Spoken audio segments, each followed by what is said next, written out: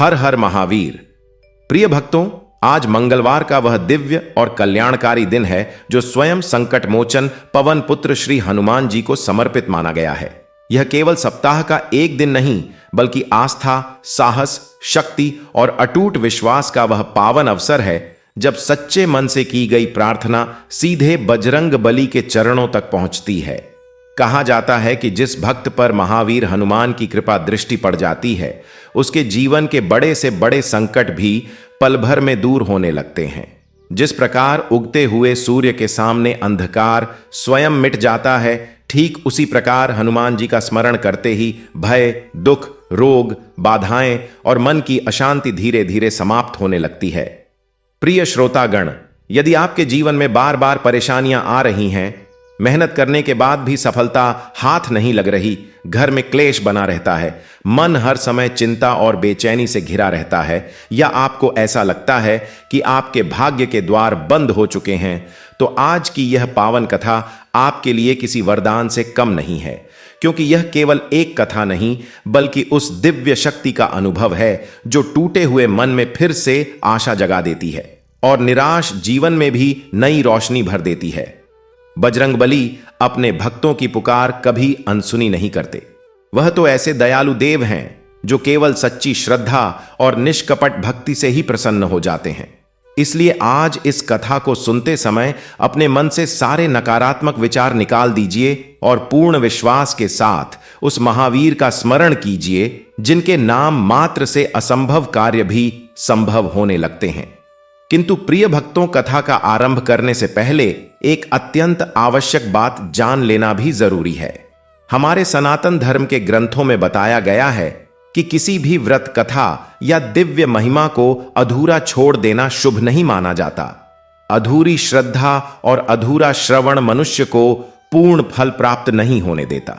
हनुमान जी की भक्तिपूर्ण समर्पण मांगती है और जो भक्त धैर्यपूर्वक कथा को अंत तक सुनता है, उस पर संकट मोचन की विशेष कृपा अवश्य बरसती है।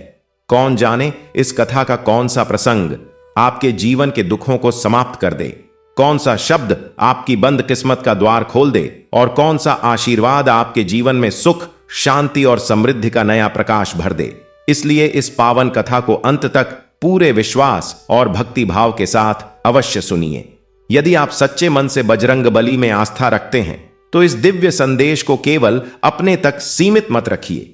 इसे अपने परिवार, मित्रों और प्रियजनों तक भी पहुंचाइए, ताकि महावीर हनुमान की कृपा का प्रकाश हर घर और हर हृदय तक पहुंच सके। और प्रिय भक्तों, आप सुन रहे हैं अपना प्रिय आध्यात्मिक परिवार सनातन एम्पायर, जहां हर दिन भगवान की दिव्य कथाएं, व्रत महिमा और भक्ति का अमृत आपके लिए लाया जाता है। तो आइए अब अपने मन, वचन और आत्मा को श्री हनुमान जी के चरणों में समर्पित करते हुए इस पावन, चमत्कारी और हृदय को भक्ति से भर देने वाली दिव्य कथा का शुभ आरंभ करते हैं। मध्य भारत की विस्तृत धरती पर एक ऐसा छोटा सा गांव बसा था जिसका नाम था रामपुरा। यह गांव मानो धरती के हृदय का एक कोमल टुकड़ा था जिसे प्रकृति ने अपने सबसे सुंदर रंगों से सजाया था।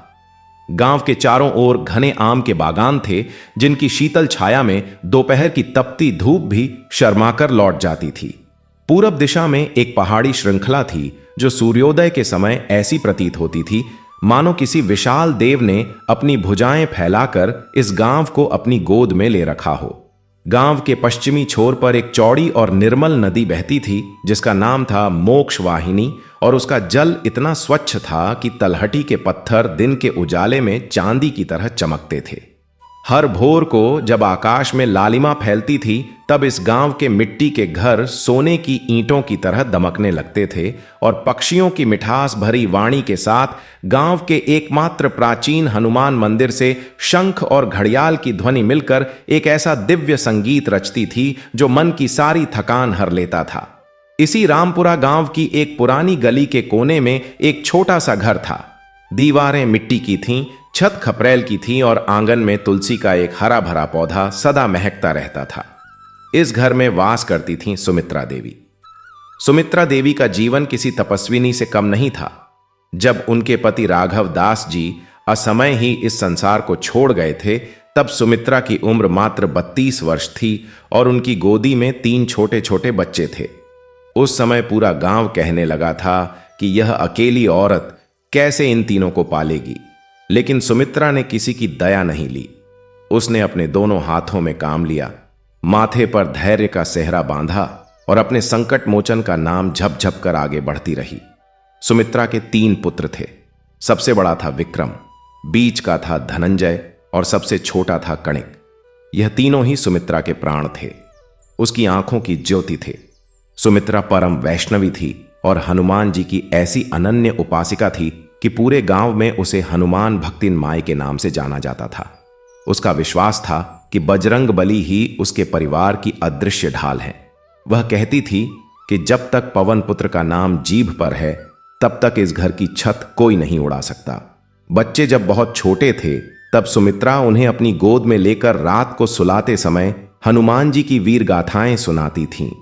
वह बताती कि कैसे पवन पुत्र ने लंका में अशोक वाटिका को उजाड़ा था, कैसे उन्होंने पहाड़ ही उखाड़ लिया था जब लक्ष्मण जी मूर्छित हुए थे, और कैसे वे अपने राम के एक संकेत पर 7 समुद्र पार करके उड़ चले थे।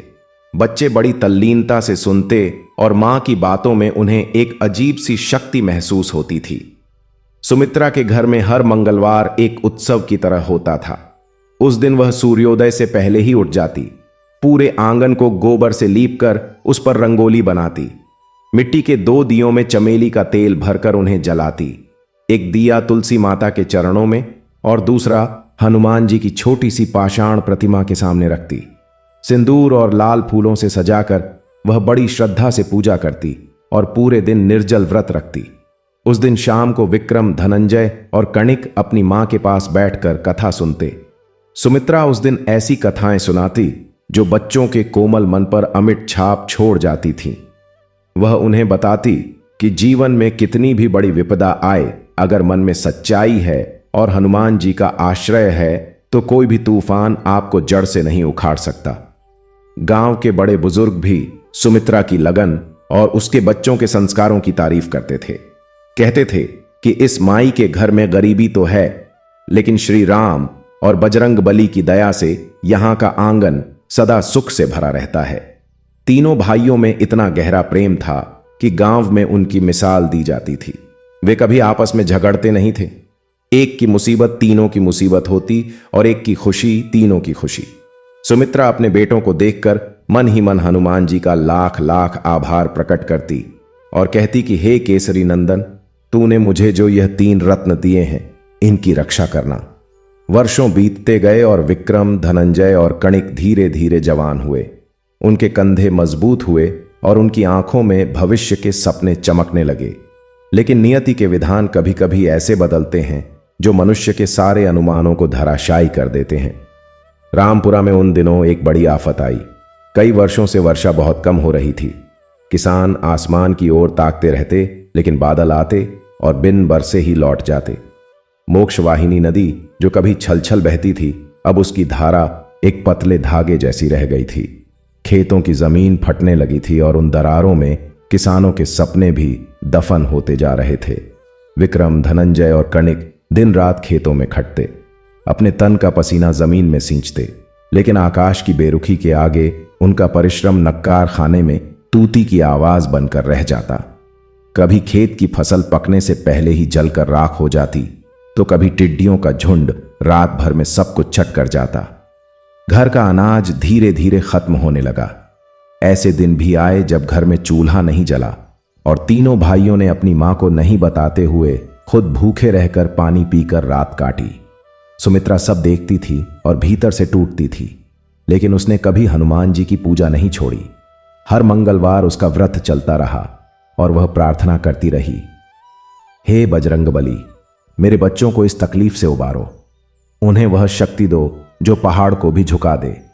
एक संध्या जब सूरज डूब रहा था और घर में दिया जलाने को तेल भी नहीं बचा था, विक्रम ने अपने भाइयों को बुलाया और बड़ी गंभीरता से बोला, भाइयों, इस धरती ने हमें बहुत दिया, लेकिन अब इसके पास देने को कुछ नहीं बचा है। हम यहां रहकर मां को और कष्ट नहीं दे सकते। हमें शहर जाना होगा और वहां जाकर किसी भी तरह का काम करना होगा। धनंजय ने लंबी सांस भरी और बोला, भाई, तुम सही कह रहे हो। यहां हमारे हाथ कुछ नहीं लग रहा। शहर में कम से कम मेहनत का फल तो मिलेगा। कणिक ने भी सहमति में सिर हिलाया, लेकिन उनके मन में एक ही चिंता थी कि अकेली मां का क्या होगा। जब सुमित्रा ने तीनों के शहर जाने का इरादा सुना तो उसका हृदय जैसे किसी ने मुट्ठी में भींच लिया। उसकी आंखें भर आईं। वह कांपती आवाज में बोली, पुत्रों, शहर अपनी तरफ खींचता जरूर है, लेकिन वहां की हर चमक असली नहीं होती। मुझे डर लगता है कि उस भीड़ में तुम कहीं खो न जाओ। कणिक आगे आया और उसने अपनी मां के हाथों को अपनी हथेलियों में थाम लिया। बोला, मां, आपने हमें सिखाया है कि जिस पर हनुमान जी की छाया हो उसे दुनिया की कोई ताकत नहीं डुबो सकती। हम वहीं सीख लेकर जाएंगे। आपके आशीर्वाद और बजरंग बली के बल पर हम शहर में अपनी जगह बनाएंगे और एक दिन आपको ऐसे घर में बुलाएंगे जहां आपको किसी चीज की कमी ना हो। सुमित्रा बहुत देर तक रोती रही, लेकिन बेटों की जिद और गांव की बिगड़ती हालत देखकर उसने भारी मन से स्वीकृति दे दी। विदाई का वह क्षण हृदय को चीर देने वाला था।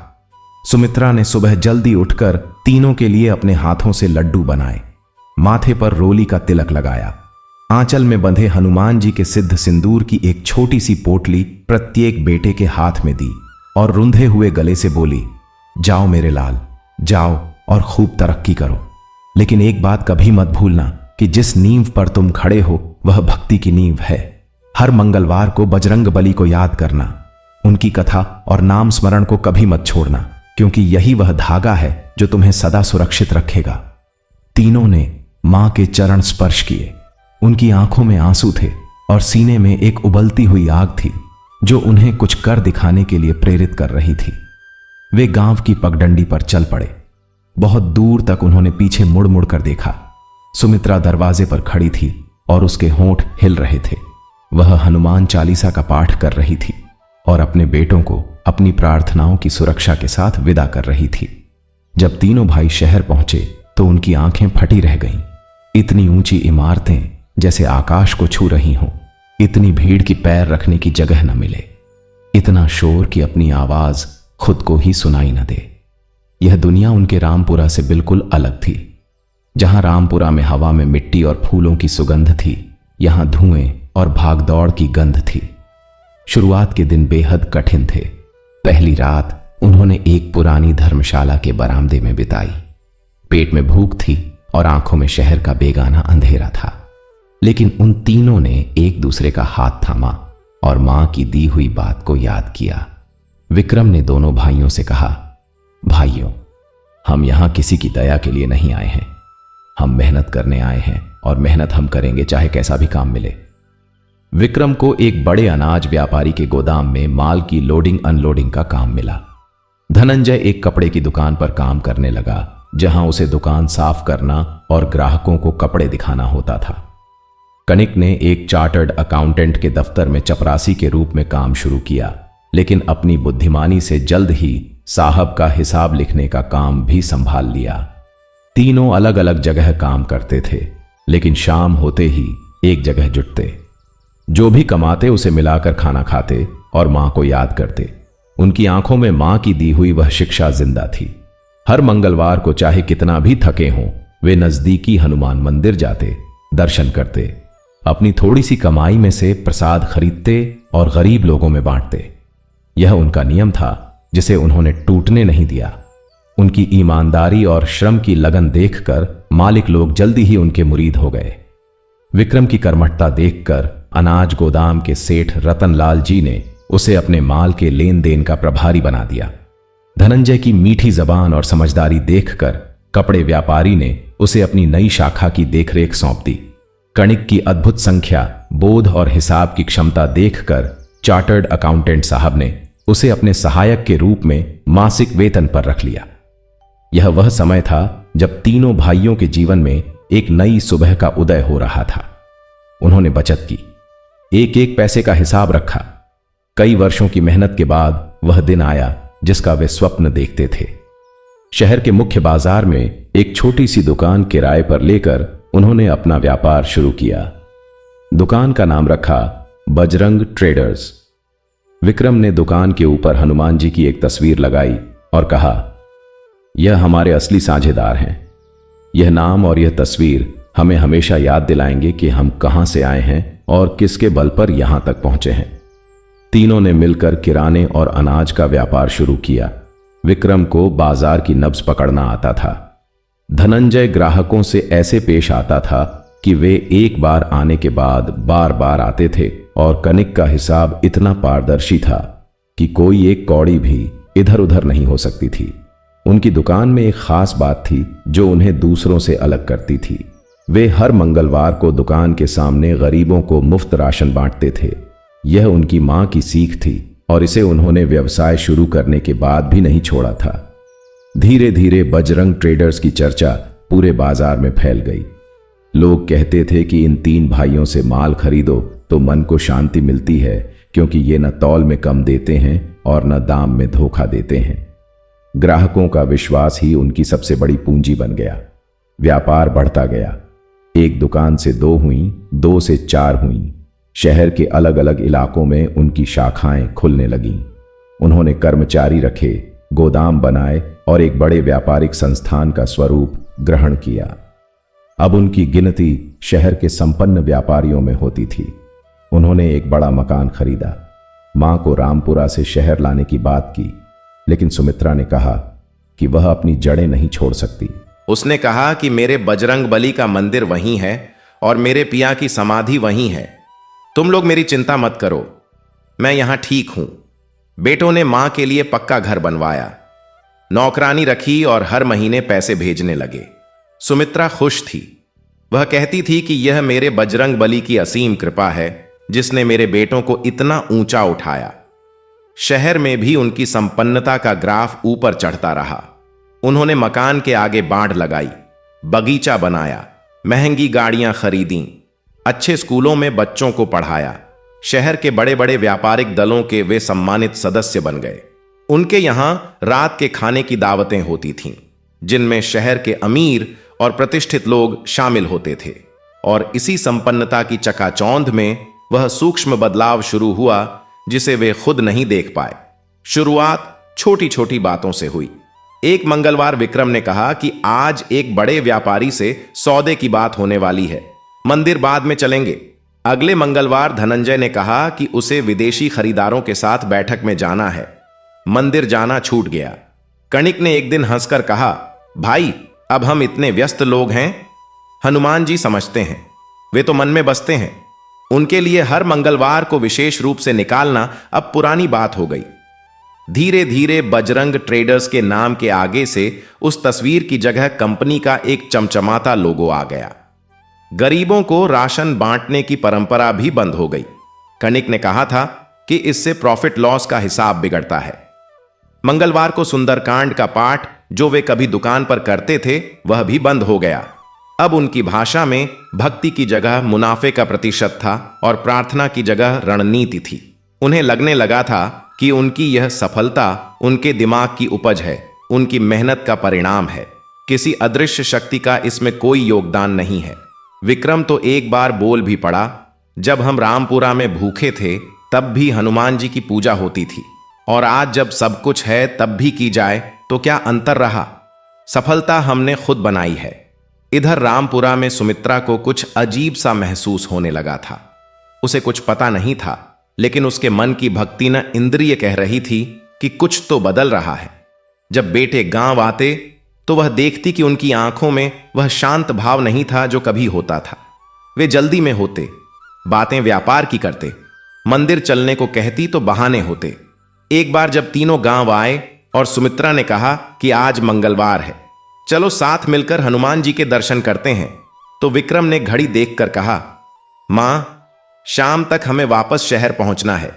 1 करोड़ के सौदे पर हस्ताक्षर होने वाले हैं। अगर समय पर नहीं पहुंचे तो दूसरा व्यापारी वह अवसर ले जाएगा। धनंजय ने जोड़ा, मां आप हमें उन दिनों से जोड़कर मत रखिए जब हम बच्चे थे। अब जमाना बदल गया है। बड़े व्यापारियों के पास पूजा पाठ के लिए समय नहीं होता। भगवान मन में है, उन्हें मंदिर में घंटे बजाने से नहीं, काम करने से प्रसन्न किया जाता है। सुमित्रा की आंखें भर आईं, लेकिन वह कुछ नहीं बोली। उसने बस अपना आंचल अपने मुंह पर रख लिया। जब बेटे जाने लगे तो उसने धीरे से कहा, पुत्रों जड़ें जब पेड़ भूल जाती हैं तो पेड़ कितना भी ऊंचा हो पहले हवा के झोंके में हिलने लगता है। अपनी नींव को मत भूलो। बेटों ने मुस्कुराकर उसकी बात को एक बुजुर्ग की भावुकता मानकर टाल दिया। गाड़ियों में बैठे और धूल उड़ाते चले गए। सुमित्रा देर तक वहीं खड़ी रही। उसकी आंखें उस धूल को देखती रहीं जो उसके बेटों की गाड़ियों ने उड़ाई थी। फिर वह अंदर गई और घंटों हनुमान जी की प्रतिमा के सामने बैठकर प्रार्थना करती रही। बेटों के व्यापार का विस्तार अब और तेज गति से हो रहा था। उन्होंने राज्य के बाहर भी अपनी शाखाएं खोलीं।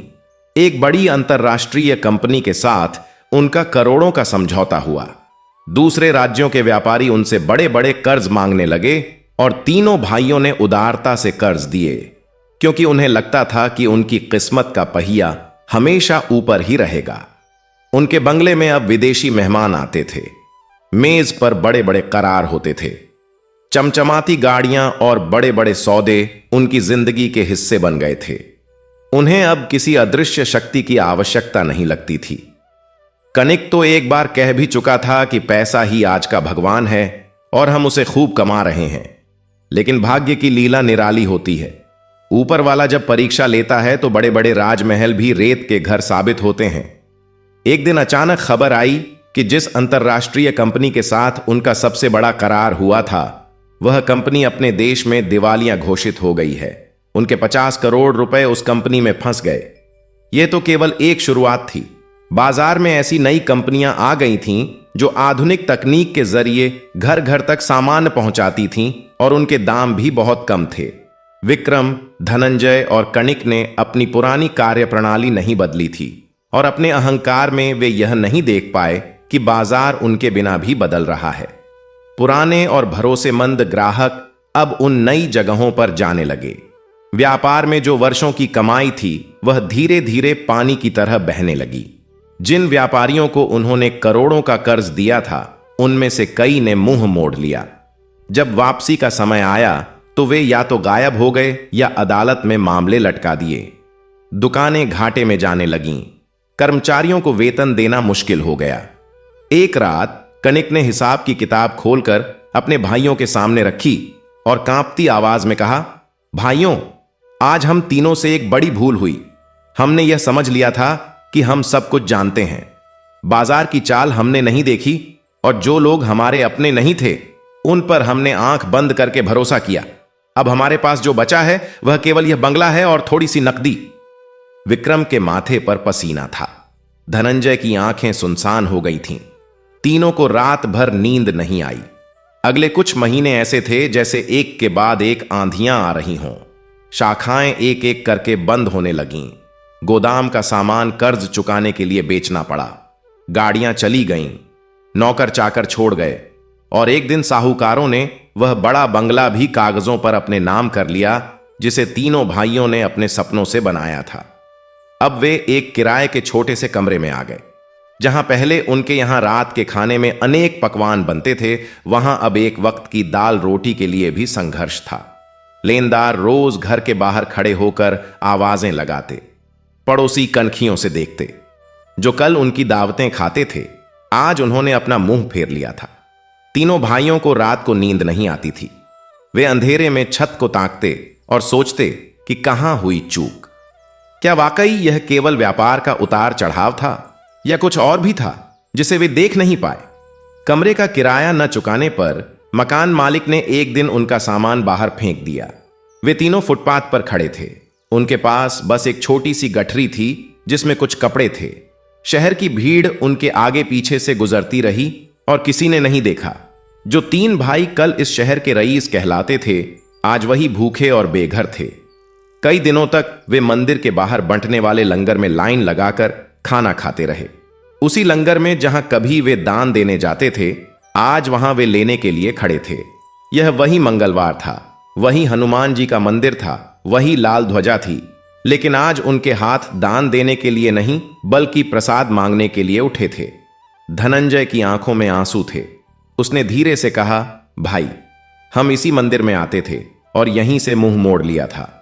एक शीतकालीन रात, जब ठंड इतनी भयंकर थी कि हड्डियां अंदर से कंपा रही थीं, तीनों भाई एक पुराने पेड़ की आड़ में सिकुड़ कर बैठे थे। विक्रम ने फटे कंबल को ओढ़कर भाइयों की ओर देखा और कहा, अब यहां रहने से कोई लाभ नहीं। इस शहर ने हमें दिया भी और लिया भी, लेकिन जो इसने दिया वह हमारी मां की दुआओं का फल था, और जो लिया वह हमारी अपनी गलतियों का दंड।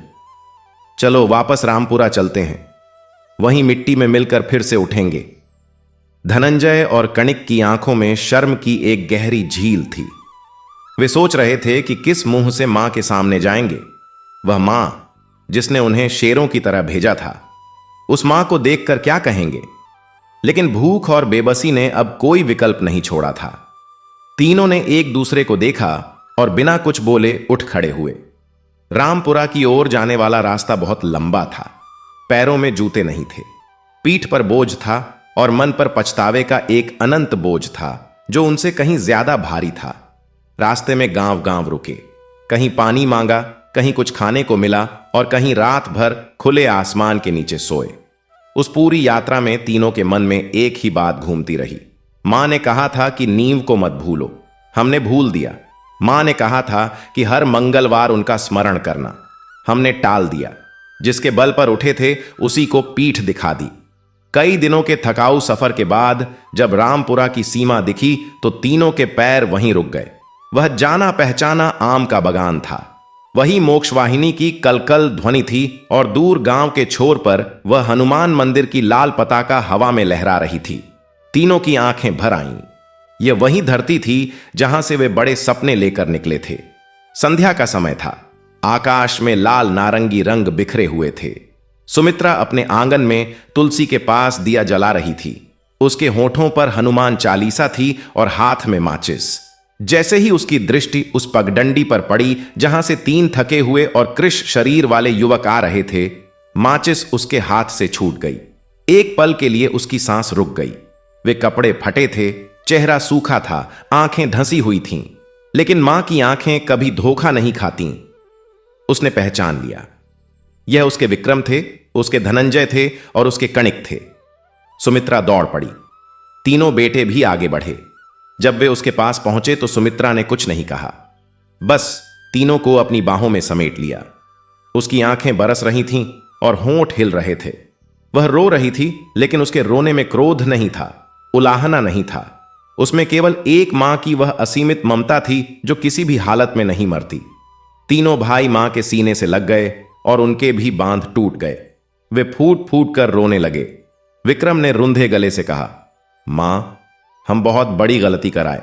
हमने वह सब भूल दिया जो आपने सिखाया था। हनुमान जी को छोड़ दिया और उसका दंड मिला। सुमित्रा ने अपना आंचल उनके आंसुओं पर रखकर कहा, बेटा, मां कभी दंड नहीं देती और हनुमान जी भी नहीं देते। जो हुआ वह तुम्हारे अपने चुनाव का परिणाम था, लेकिन जो भी हो तुम घर आ गए, अब सब ठीक होगा। उसने उन्हें अंदर बुलाया, हाथ पैर धुलवाए, जो भी घर में था वह सामने रख दिया। तुलसी के दीपक की रोशनी में वह छोटा सा आंगन उस रात बड़ा उज्जवल लग रहा था। रात को जब तीनों बेटे थक कर सो गए तो सुमित्रा देर तक हनुमान जी की प्रतिमा के सामने बैठी रही। उसकी आंखें बंद थीं और चेहरे पर एक शांत मुस्कान थी। वह बोली, हे बजरंगबली, मेरे लाल लौट आए, बाकी सब तुम जानो। अगली सुबह जब तीनों भाई उठे तो सुमित्रा ने कहा, आज मंगलवार है, चलो मंदिर चलते हैं। इस बार तीनों ने बिना कुछ बोले, बिना घड़ी देखे, बिना किसी बहाने के अपनी मां के साथ कदम बढ़ा दिए। गांव का वह पुराना हनुमान मंदिर जब सामने आया तो तीनों के पैर अपने आप रुक गए। विक्रम, धनंजय और कणिक ने एक साथ मंदिर की सीढ़ियां चढ़ी। हनुमान जी की उस प्रतिमा के सामने खड़े हुए जिनकी आंखों में एक अजीब सी करुणा थी। तीनों ने साष्टांग प्रणाम किया। उनके माथे जमीन पर थे और आंखों से आंसू बह रहे थे। मंदिर का पुजारी, जो उन्हें बचपन से जानता था, पास आया और बोला, लौट आए बेटा। हनुमान जी जानते थे कि तुम आओगे। वे अपने भक्तों को भटकने देते हैं लेकिन खोने नहीं देते। उस दिन मंदिर में जब आरती हुई तो तीनों भाइयों ने पूरे मन से थाली उठाई। घंटे की आवाज पूरे आंगन में गूंजी और उस ध्वनि में एक संदेश था जो सीधे उनके हृदय में उतर गया। यह ध्वनि कह रही थी कि जो लौट आता है वह दोबारा उठता है, और जो उठता है वह गिरने से सीख कर उठता है, इसलिए और मजबूत होता है। उस दिन के बाद से तीनों भाइयों ने रामपुरा में ही रहने का फैसला किया। उन्होंने तय किया कि वे यहीं से फिर से शुरू करेंगे। लेकिन इस बार उनके पास केवल बुद्धि और धन की गणना नहीं होगी। इस बार उनके साथ वह नींव भी होगी जो उनकी मां ने बरसों की भक्ति से बनाई थी। विक्रम ने गांव में ही एक छोटी सी किराने की दुकान शुरू की।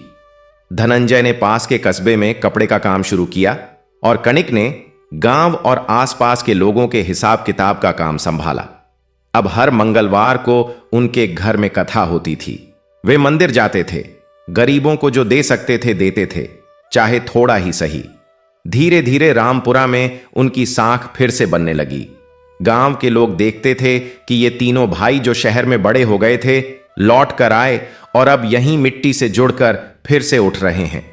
लोग कहते थे सुमित्रा माई की भक्ति का असर है। उनके बेटे चाहे जहां गए लौटे तो वहीं जहां उनकी जड़ें थीं। सुमित्रा हर सुबह तुलसी के पास दिया जलाती थी। उसकी आंखों में एक गहरी संतुष्टि थी। वह जानती थी कि उसके बेटे अब दोबारा नहीं भटकेंगे, क्योंकि जो एक बार जलकर ठंडा होता है वह लोहे से फौलाद बन जाता है। महीने बीते, मौसम बदले, व्यापार धीरे धीरे पटरी पर आने लगा। इस बार उन्होंने कोई जल्दबाजी नहीं की, हर कदम सोच समझ कर रखा। हर मंगलवार को उनकी दुकान पर सुंदरकांड का पाठ होता था। गांव के लोग आते थे। व्यापार के साथ साथ एक भक्ति की लहर भी बहती थी। कणिक ने एक दिन कहा, भाई जब हम शहर में थे तब हमारे पास सब कुछ था, लेकिन चैन नहीं था। आज हमारे पास थोड़ा है, लेकिन रात को नींद आती है। बजरंगबली की दया है। धनंजय ने कहा, मां ने सही कहा था, नींव मत भूलो। हमने वही किया और नींव खिसकते ही सारी इमारत ढह गई। अब दोबारा ऐसी गलती नहीं होगी। विक्रम चुप रहा। वह खिड़की से उस हनुमान मंदिर की पताका देख रहा था जो दूर से भी दिखती थी। उसने मन ही मन एक प्रण किया, हे बजरंगबली, आज के बाद चाहे जितनी तरक्की हो, चाहे जितना धन आए, आपको कभी नहीं भूलूंगा। आपका यह दास आज फिर से आपकी शरण में आ गया है। और उस मंदिर की पताका हवा में लहराती रही। जैसे बजरंगबली ने कहा हो, देर से ही सही लेकिन आ तो गए, मेरे द्वार कभी बंद नहीं होते। उस रात जब पूरा रामपुरा गांव सो गया और आकाश में तारे अपनी पूरी चमक के साथ टिमटिमा रहे थे, विक्रम, धनंजय और कणिक तीनों उस छोटे से आंगन में बैठे थे जहां तुलसी का दीपक अभी भी जल रहा था। हवा बहुत धीमी थी और उस धीमी हवा में चमेली के तेल की सुगंध घुली हुई थी। तीनों भाई चुप थे। उनके मन में इतने विचार थे कि शब्द जैसे रास्ता नहीं खोज पा रहे थे। कणिक ने धीरे से उस दीपक की लौ को देखा जो हवा में थोड़ा झुकती थी और फिर सीधी हो जाती थी। उसने कहा, भाई यह दीपक देख रहे हो? हवा इसे बुझाने की कोशिश करती है लेकिन यह झुककर भी जलता रहता है। हम भी तो यही हैं। शहर की आंधी ने हमें झुकाया लेकिन बुझाया नहीं। धनंजय ने एक लंबी सांस ली और बोला, झुकाया इसलिए नहीं बुझाया क्योंकि नीचे मां की भक्ति की नींव थी। हम ऊपर से कितना भी हिले लेकिन जड़ें टूटी नहीं। जड़ें टूटती तो दीपक कब का बुझ चुका होता। विक्रम ने दोनों भाइयों की बातें सुनी और उसकी आंखें उस हनुमान जी की छोटी प्रतिमा पर टिक गईं जो मां ने दरवाजे के पास एक छोटी सी ताक में रखी थी। उस प्रतिमा पर सिंदूर का टीका था और सामने एक छोटा सा फूल रखा था। विक्रम को याद आया कि जब वे बच्चे थे तब भी यही प्रतिमा वहीं होती थी। उनके पिता के जाने के बाद भी, अकाल के दिनों में भी, और आज जब वे टूटे हुए लौटे हैं तब भी यह प्रतिमा वहीं है, वैसे ही निश्चल और करुणामय। विक्रम की आंखें भर आईं और उसने धीरे से कहा, हम बहुत मूर्ख थे भाई। हमने समझा था कि हमारी बुद्धि ने यह सब बनाया, लेकिन जिस दिन हमने भक्ति छोड़ी उसी दिन से धीरे धीरे सब कुछ खिसकने लगा था। हम देख नहीं पाए क्योंकि अहंकार ने आंखों पर पर्दा डाल दिया था। वे तीनों उस रात काफी देर तक बैठे रहे और उस रात की खामोशी में कहीं एक नई शुरुआत की नींव रखी जा रही थी। अगली सुबह रामपुरा में पक्षियों का गान शुरू हुआ तो सुमित्रा पहले से उठकर चूल्हे के पास बैठी थी। उसने अपने हाथों से गेहूं की रोटियां बनाई और साथ में गुड़ और घी रखा। जब तीनों बेटे उठे तो उनकी मां ने उन्हें उसी तरह खाना परोसा जैसे बचपन में परोसती थी। कणिक ने एक कौर मुंह में रखा और उसकी आंखें बंद हो गईं।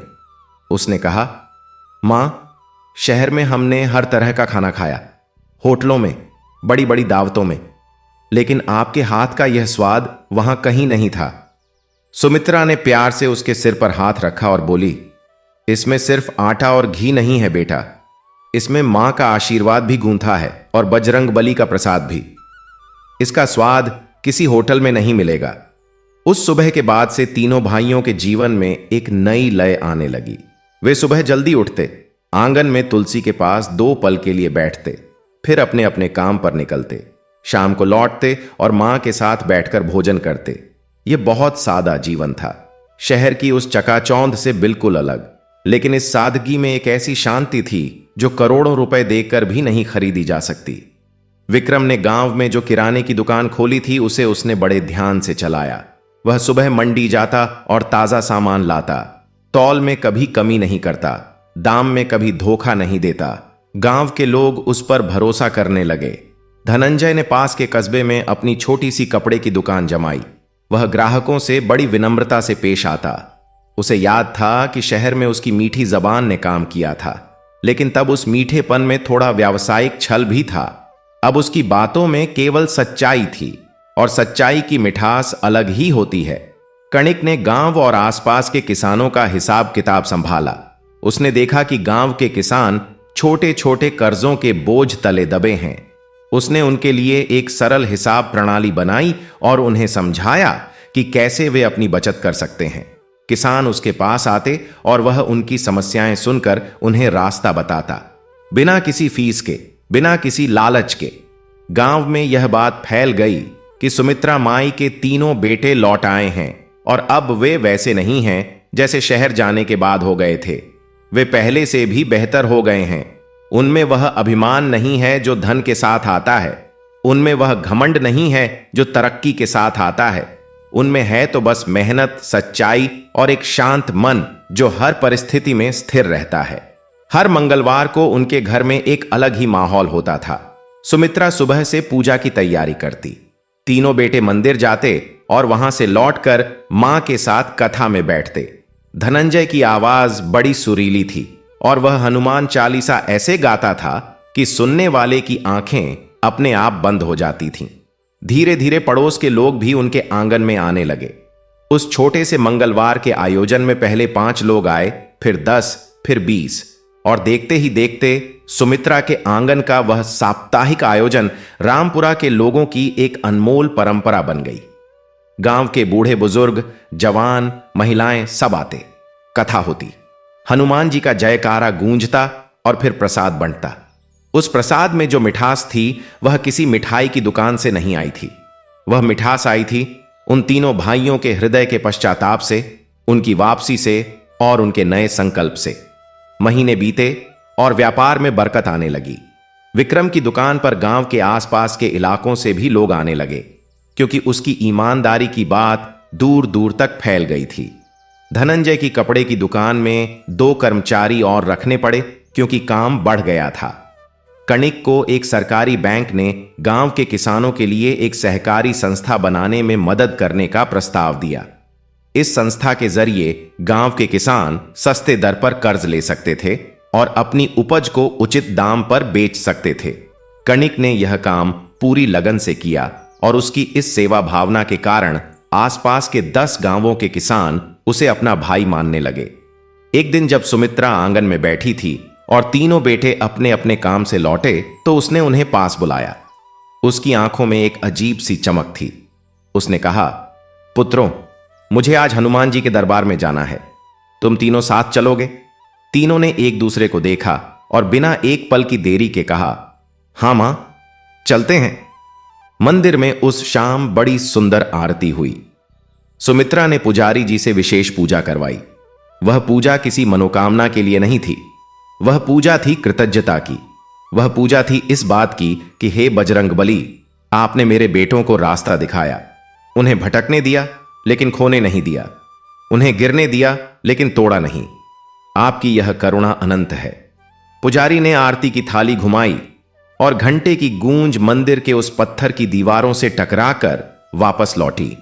उस ध्वनि में तीनों भाइयों को एक ऐसी अनुभूति हुई जो शब्दों में नहीं कही जा सकती। ये वही अनुभूति थी जो बचपन में होती थी जब वे मां के साथ यहां आते थे। वही शांति, वही भाव। लेकिन अब उस अनुभूति में एक और परत जुड़ गई थी, और वह परत थी अनुभव की, जीवन की कठोर पाठशाला में सीखे हुए उस सबक की जो किसी किताब में नहीं लिखा होता।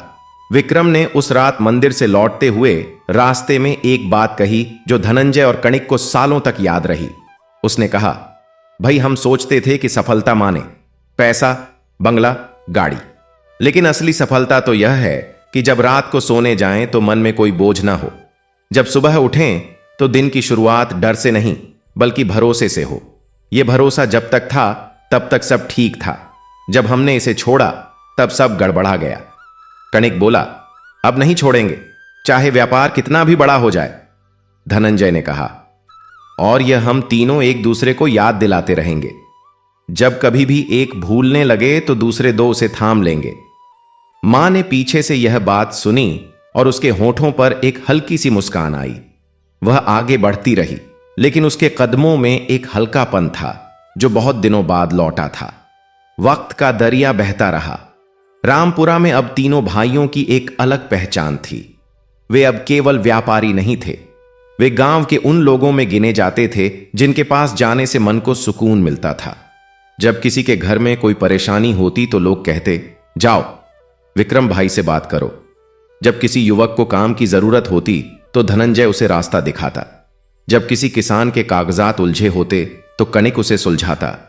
उनकी यह सेवा किसी लालच से नहीं उपजती थी, यह उपजती थी उस पश्चाताप से जो उन्हें हर रोज याद दिलाता था कि एक बार वे भटक चुके हैं, और उस भटकाव ने उन्हें यह सिखाया है कि असली धन वह नहीं जो तिजोरी में बंद हो, बल्कि असली धन वह है जो दूसरों की आंखों में कृतज्ञता के रूप में चमके।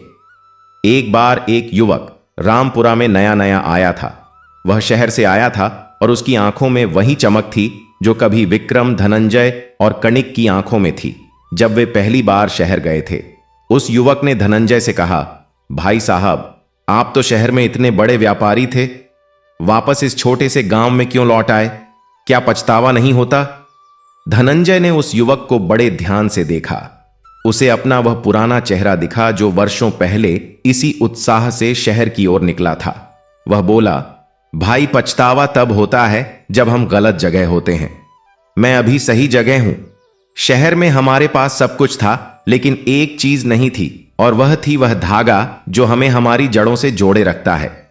जब वह धागा टूटा तो पतंग आसमान में ज्यादा देर नहीं टिकी। बहुत समय पहले की बात है।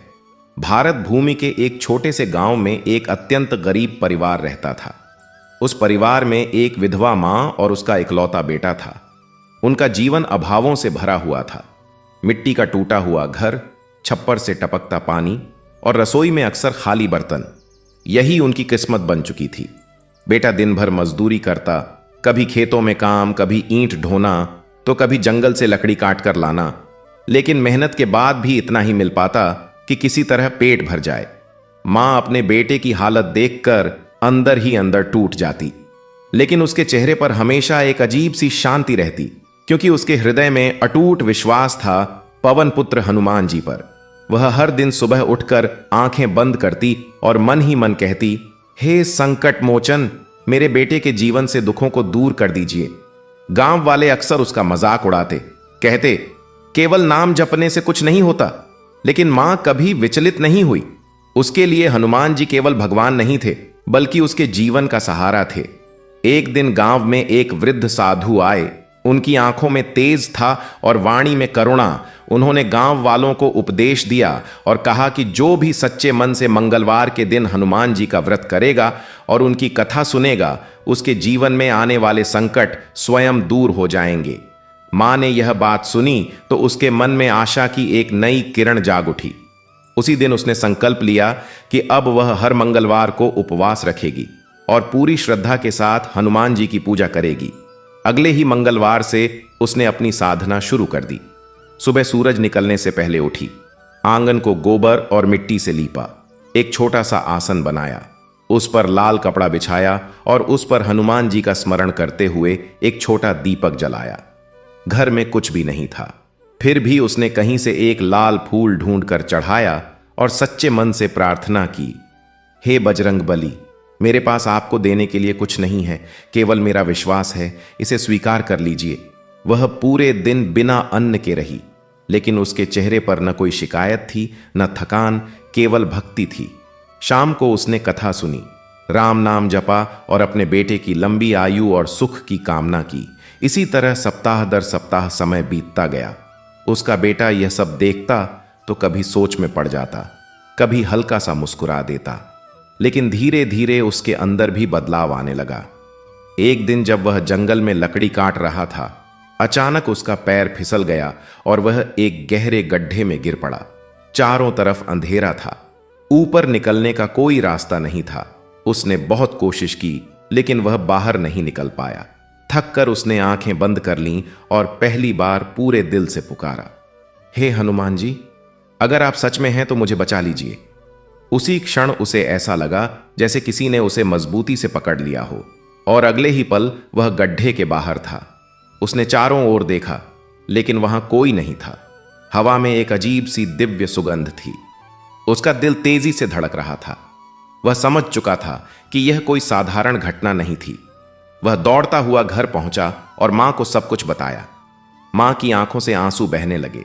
उसने हाथ जोड़कर कहा, हे पवन पुत्र, आपने मेरे बेटे की लाज रख ली। उस दिन के बाद बेटे का विश्वास भी अटूट हो गया। वह भी हर मंगलवार को व्रत रखने लगा और मां के साथ मिलकर भक्ति करने लगा।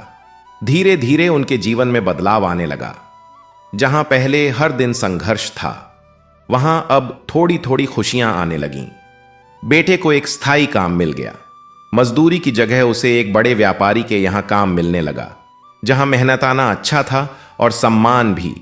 घर में अनाज भरने लगा, टूटा हुआ छप्पर ठीक हो गया, और सबसे बड़ी बात, उनके दिल में अब डर की जगह विश्वास ने ले ली थी। लेकिन भगवान अपने भक्तों की परीक्षा जरूर लेते हैं।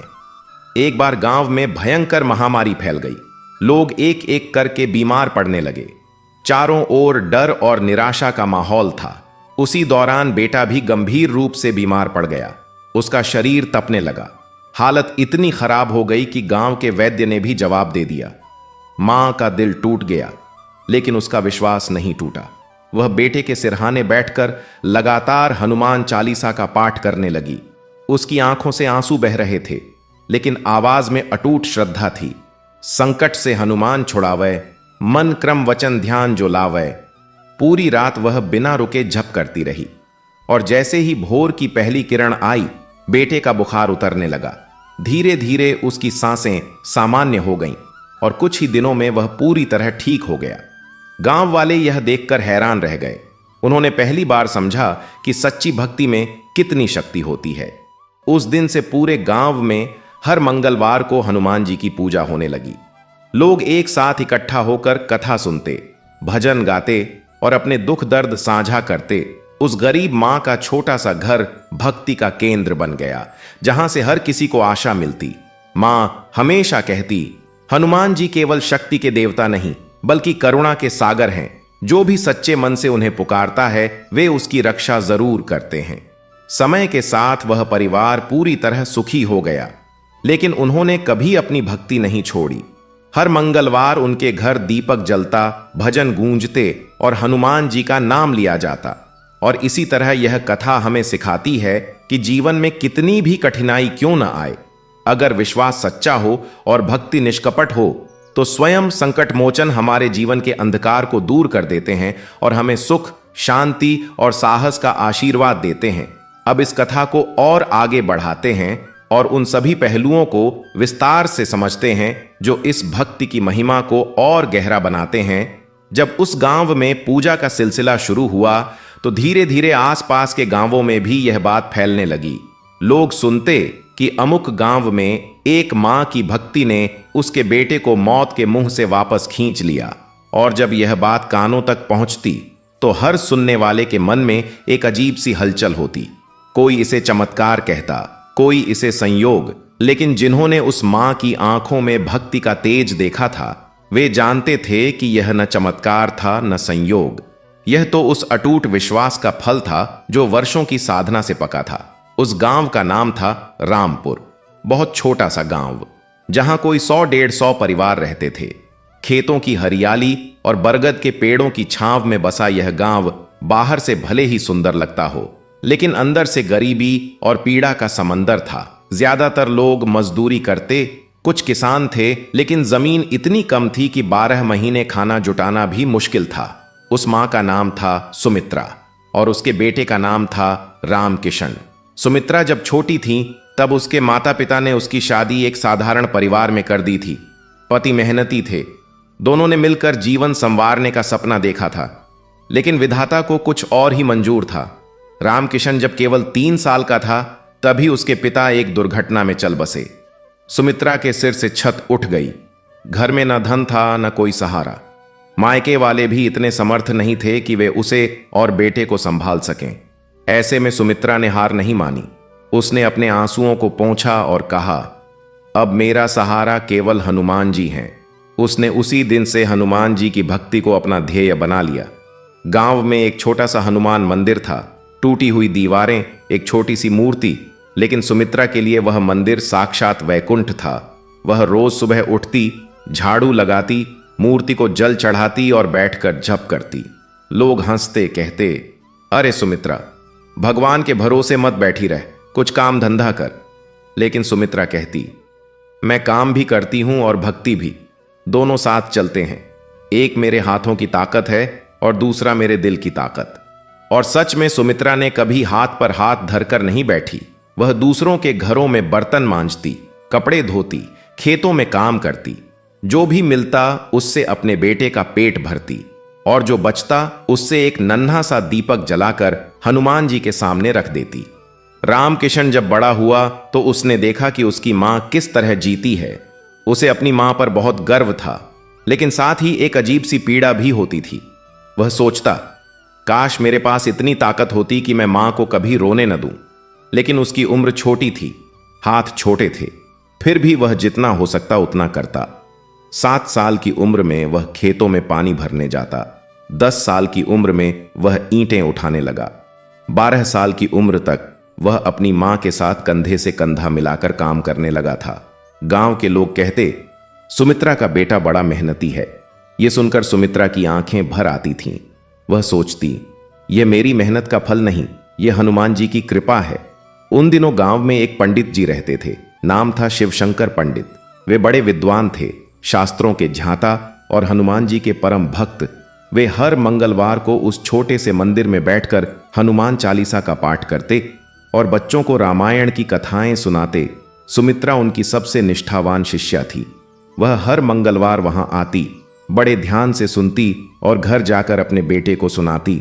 पंडित जी एक दिन बोले, सुमित्रा देवी, तुम्हारी भक्ति बड़ी सच्ची है, लेकिन एक बात जानो, भक्ति केवल पूजा में नहीं होती, अपने कर्म में भी होती है। जब तुम अपने बेटे को अच्छे संस्कार देती हो, जब तुम दूसरों की मदद करती हो, जब तुम ईमानदारी से मेहनत करती हो, यह सब भी हनुमान जी की ही पूजा है। सुमित्रा ने यह बात गांठ बांध ली। उस दिन से उसने अपने हर काम को पूजा की तरह किया। जब वह किसी के घर बर्तन मांजती तो मन ही मन राम नाम जपती। जब खेतों में काम करती तो हनुमान चालीसा के दोहे गुनगुनाती। उसके काम में एक अलग ही निखार आ गया था। लोग कहते, सुमित्रा के हाथ में जादू है, लेकिन सुमित्रा जानती थी कि यह जादू नहीं, यह हनुमान जी की कृपा का प्रसाद है। रामकिशन जब 15 साल का हुआ तो उसे गांव से कुछ दूर एक बड़े व्यापारी के यहां काम मिल गया। व्यापारी का नाम था लाला रमेश चंद। वे बड़े धनी थे। उनकी दुकान पर अनाज, कपड़े और बर्तनों का व्यापार होता था। रामकिशन उनके यहां छोटे मोटे काम करने लगा, सामान उठाना, दुकान साफ करना, हिसाब किताब में मदद करना। लाला जी ने देखा कि यह लड़का बड़ा ईमानदार और मेहनती है। उन्होंने उसे थोड़ी तरक्की दी और धीरे धीरे रामकिशन की जिंदगी संवरने लगी। लेकिन उन दिनों एक नई मुसीबत आई। गांव में एक जमींदार था, नाम था भवानी प्रसाद। बड़ा कठोर और स्वार्थी। वह गरीबों की जमीन हड़पने का षड्यंत्र रचता रहता था।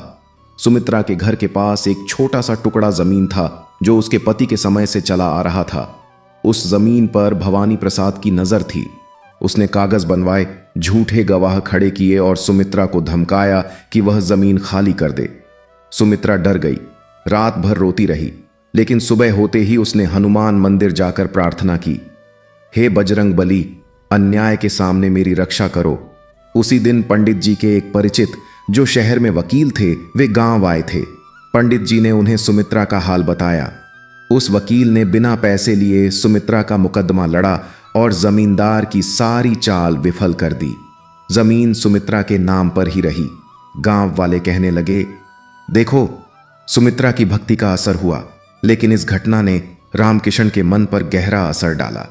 उसने पहली बार महसूस किया कि उसकी मां का विश्वास कितना मजबूत है और उस विश्वास की ताकत से कितने बड़े बड़े संकट टल सकते हैं। उसी रात रामकिशन ने मां से कहा, मां, आज से मैं भी हर मंगलवार को व्रत रखूंगा और हनुमान जी की पूजा करूंगा। सुमित्रा ने बेटे का माथा चूम लिया और बोली, बेटा, यह तेरा सबसे अच्छा फैसला है। जिस दिन से तू इस राह पर चलेगा, उस दिन से तेरा जीवन बदल जाएगा। और सच में वह दिन आया। रामकिशन की मेहनत और ईमानदारी को देखकर लाला रमेश चंद ने उसे अपने एक नए गोदाम का मैनेजर बना दिया। तनख्वाह बढ़ गई, इज्जत बढ़ी और घर में पहली बार वह रात आई जब रसोई में खाना बनते समय मां की आंखों से खुशी के आंसू बहे। सुमित्रा ने उस रात हनुमान जी को चढ़ावे में गुड़ और चना चढ़ाया और कहा, प्रभु, आपने मेरे बेटे को इज्जत दी, यह आपकी कृपा है। लेकिन जैसा कि कहते हैं, भगवान अपने भक्तों को एक बार और परखते हैं। उनकी भक्ति को और गहरा करने के लिए एक और परीक्षा आती है। वह परीक्षा आई उस साल जब रामकिशन की उम्र 18 साल थी। उस साल बड़ा सूखा पड़ा, फसलें बर्बाद हो गईं, लाला जी का व्यापार मंदा पड़ा। उन्होंने कुछ काम कम कर दिए। रामकिशन की तनख्वाह आधी हो गई। ऊपर से मां को खांसी की बीमारी लग गई जो धीरे धीरे गंभीर होती जा रही थी। वैद्य ने दवाई दी, लेकिन दवाई के लिए भी पैसे चाहिए थे और पैसे थे नहीं। रामकिशन दिन रात सोचता, क्या करूं, कहां जाऊं। उसी समय गांव में एक आदमी आया जो शहर में एक कारखाने में काम देने का वादा करता था। उसने रामकिशन को बुलाया और कहा, चलो शहर, वहां बहुत पैसे मिलेंगे। रामकिशन ने सोचा, अगर मैं शहर चला गया तो मां अकेली रह जाएगी, लेकिन अगर नहीं गया तो मां की दवाई कैसे होगी। उसका मन दो टुकड़ों में बंट गया था। उस रात वह मंदिर गया और बहुत देर तक हनुमान जी के सामने बैठा रहा। उसने कोई मांग नहीं की, बस इतना कहा, हे प्रभु, जो सही हो वह राह दिखाओ। अगली सुबह जब वह घर आया तो देखा कि पंडित जी आए हुए हैं। उन्होंने बताया कि शहर में उनका एक पुराना शिष्य है जो एक अच्छी औषधि बनाने वाली दुकान चलाता है। वह एक ईमानदार और समझदार कारीगर की तलाश में है जो शहर आकर काम करे, लेकिन हर सप्ताहांत घर भी आ सके। यह सुनकर रामकिशन का दिल खिल उठा। उसे लगा, यही तो उसकी प्रार्थना का जवाब है। वह शहर गया, काम मिल गया, अच्छी तनख्वाह मिली और हर शनिवार की शाम वह गांव वापस आता। मां की दवाई होती, घर में राशन आता और सोमवार की रात फिर वह शहर की ओर निकल जाता। इस तरह जीवन की गाड़ी चलने लगी। मां की तबीयत धीरे धीरे सुधरने लगी। सुमित्रा जब भी अपने बेटे को घर आते देखती तो उसके चेहरे पर जो मुस्कान आती थी वह दुनिया की सबसे बड़ी दौलत से भी ज्यादा कीमती थी। उन दिनों रामकिशन शहर में जिस इलाके में रहता था वहां एक पुराना हनुमान मंदिर था। बड़ा पुराना मंदिर, लाल रंग की दीवारें और ऊंचा ध्वज। उस मंदिर में एक वृद्ध पुजारी थे जिनका नाम था महाराज जी। सब उन्हें यही कहते थे। महाराज जी बड़े सरल स्वभाव के थे। हर किसी से प्रेम से बात करते, भूखे को खाना खिलाते और रोने वाले को सांत्वना देते। रामकिशन उनसे मिला तो लगा जैसे बरसों से जानता हो। महाराज जी ने उसे देखा और बोले, बेटा, तेरे चेहरे पर एक अलग ही नूर है। तेरी मां बड़ी भक्त है ना? रामकिशन चौंक गया। महाराज जी, आपको कैसे पता? महाराज जी मुस्कुराए। भक्त माता के बच्चों पर हनुमान जी का आशीर्वाद होता है। वह आशीर्वाद चेहरे पर दिखता है। रामकिशन के मन में एक अजीब सी शांति आ गई। उस दिन के बाद से वह हर मंगलवार को महाराज जी के साथ उस मंदिर में पूजा करने लगा। महाराज जी ने उसे बताया कि हनुमान जी की महिमा अपरंपार है। उनके बारे में जानने के लिए एक जन्म नहीं 100 जन्म भी कम है। उन्होंने बताया कि हनुमान जी केवल राम भक्त ही नहीं बल्कि वे स्वयं साक्षात शिव के अवतार हैं। वे आदिकाल से इस सृष्टि की रक्षा कर रहे हैं। उन्होंने पाताल लोक में जाकर अहिरावण का वध किया, समुद्र लांघकर लंका पहुंचे, पर्वत उठाकर संजीवनी लाए और न जाने कितने संकटों में अपने भक्तों को बचाया। यह सब सुनकर रामकिशन की भक्ति और गहरी होती जाती। वह कहता, महाराज जी, इतनी सारी कथाएं हैं, कभी कभी लगता है मैं इन्हें पूरा समझ भी नहीं सकता। महाराज जी बोलते, बेटा, समझने की जरूरत नहीं, बस महसूस करने की जरूरत है। जब तुम सच्चे मन से हनुमान जी का नाम लेते हो तो एक अदृश्य ऊर्जा तुम्हें घेर लेती है। वह ऊर्जा तुम्हारी रक्षा करती है, वह ऊर्जा तुम्हें सही रास्ता दिखाती है। एक बार शहर में रामकिशन के साथ एक ऐसी घटना हुई जिसे वह जीवन भर नहीं भूला। वह रात को काम से लौट रहा था जब अचानक एक अंधेरी गली में 3-4 बदमाशों ने उसे घेर लिया। उनके हाथों में हथियार थे और आंखों में खतरनाक चमक। रामकिशन का दिल तेजी से धड़कने लगा। उसने भागने की कोशिश की, लेकिन वे चारों तरफ से आ गए। उसके पास कोई चारा नहीं था। उसने आंखें बंद की और मन ही मन पुकारा, हे बजरंग बली, इस संकट से बचाओ। उसी पल एक जोर की आवाज आई। उन बदमाशों ने देखा कि गली के उस छोर पर किसी का विशाल साया दिखा, कुछ ऐसा जो उन्होंने पहले कभी नहीं देखा था। वे घबराकर भागने लगे। रामकिशन ने आंखें खोलीं तो सामने केवल हवा थी। एक दिव्य सुगंध थी जो चमेली और केसर की मिली जुली खुशबू जैसी थी। उसके पैर थर थर कांप रहे थे, लेकिन मन में एक अपूर्व शांति थी। वह सीधे मंदिर गया और घंटों बैठकर रोता रहा। महाराज जी ने उसके सिर पर हाथ रखा और बोले, रो मत बेटा, ये आंसू डर के नहीं, कृतज्ञता के हैं। हनुमान जी ने तुम्हें आज भी बचाया। उस रात रामकिशन ने एक प्रतिज्ञा ली कि वह जीवन भर हनुमान जी की सेवा करेगा, उनके नाम को फैलाएगा और जो भी उसके जीवन में संकट में होगा उसकी मदद करेगा। वर्षों बाद जब रामकिशन एक सफल व्यापारी बन गया, उसने अपने गांव में एक भव्य हनुमान मंदिर बनवाया। उस मंदिर में हर मंगलवार को भव्य कथा होती, सैकड़ों लोग आते, भंडारा होता और हर आने वाले को प्रसाद मिलता।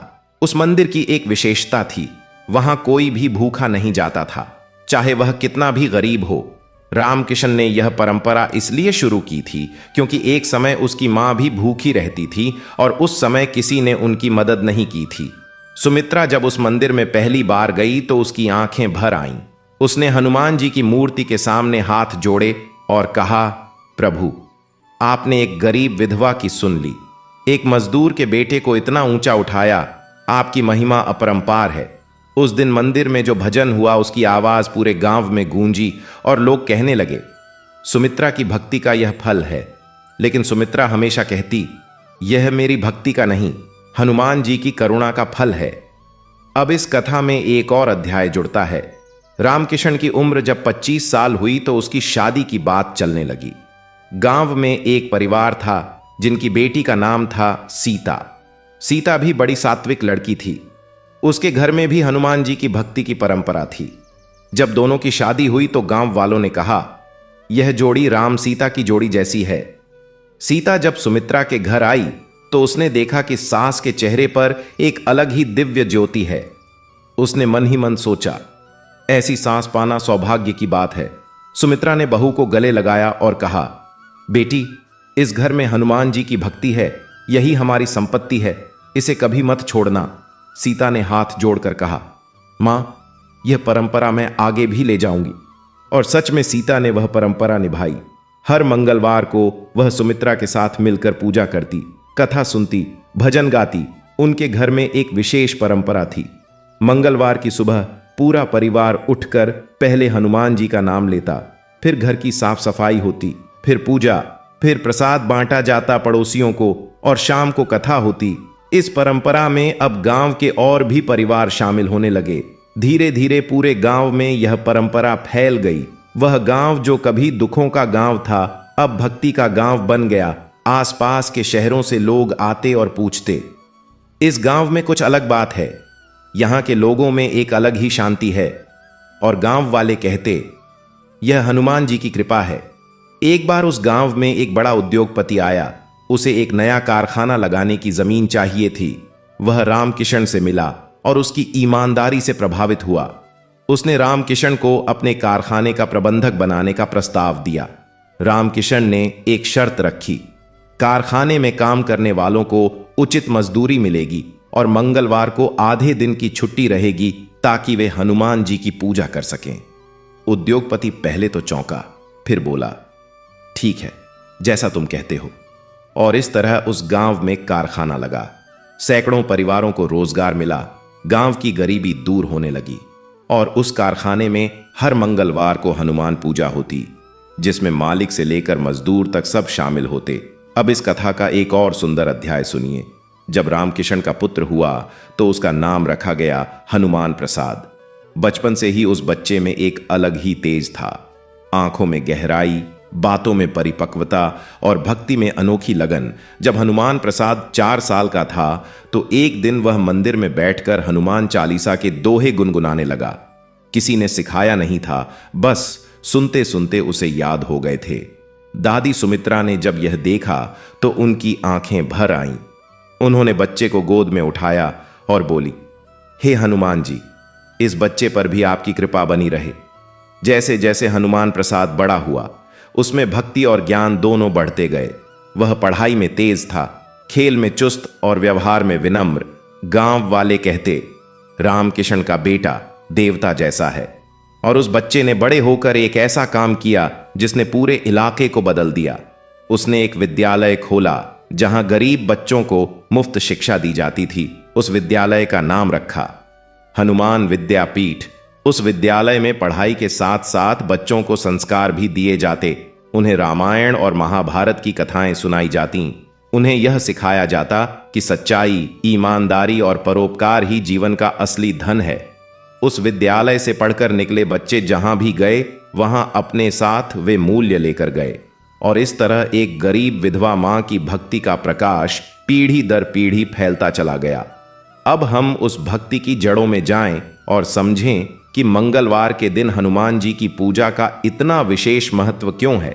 शास्त्रों में कहा गया है कि मंगलवार का दिन मंगल ग्रह का दिन है और मंगल को शक्ति, साहस और ऊर्जा का ग्रह माना जाता है।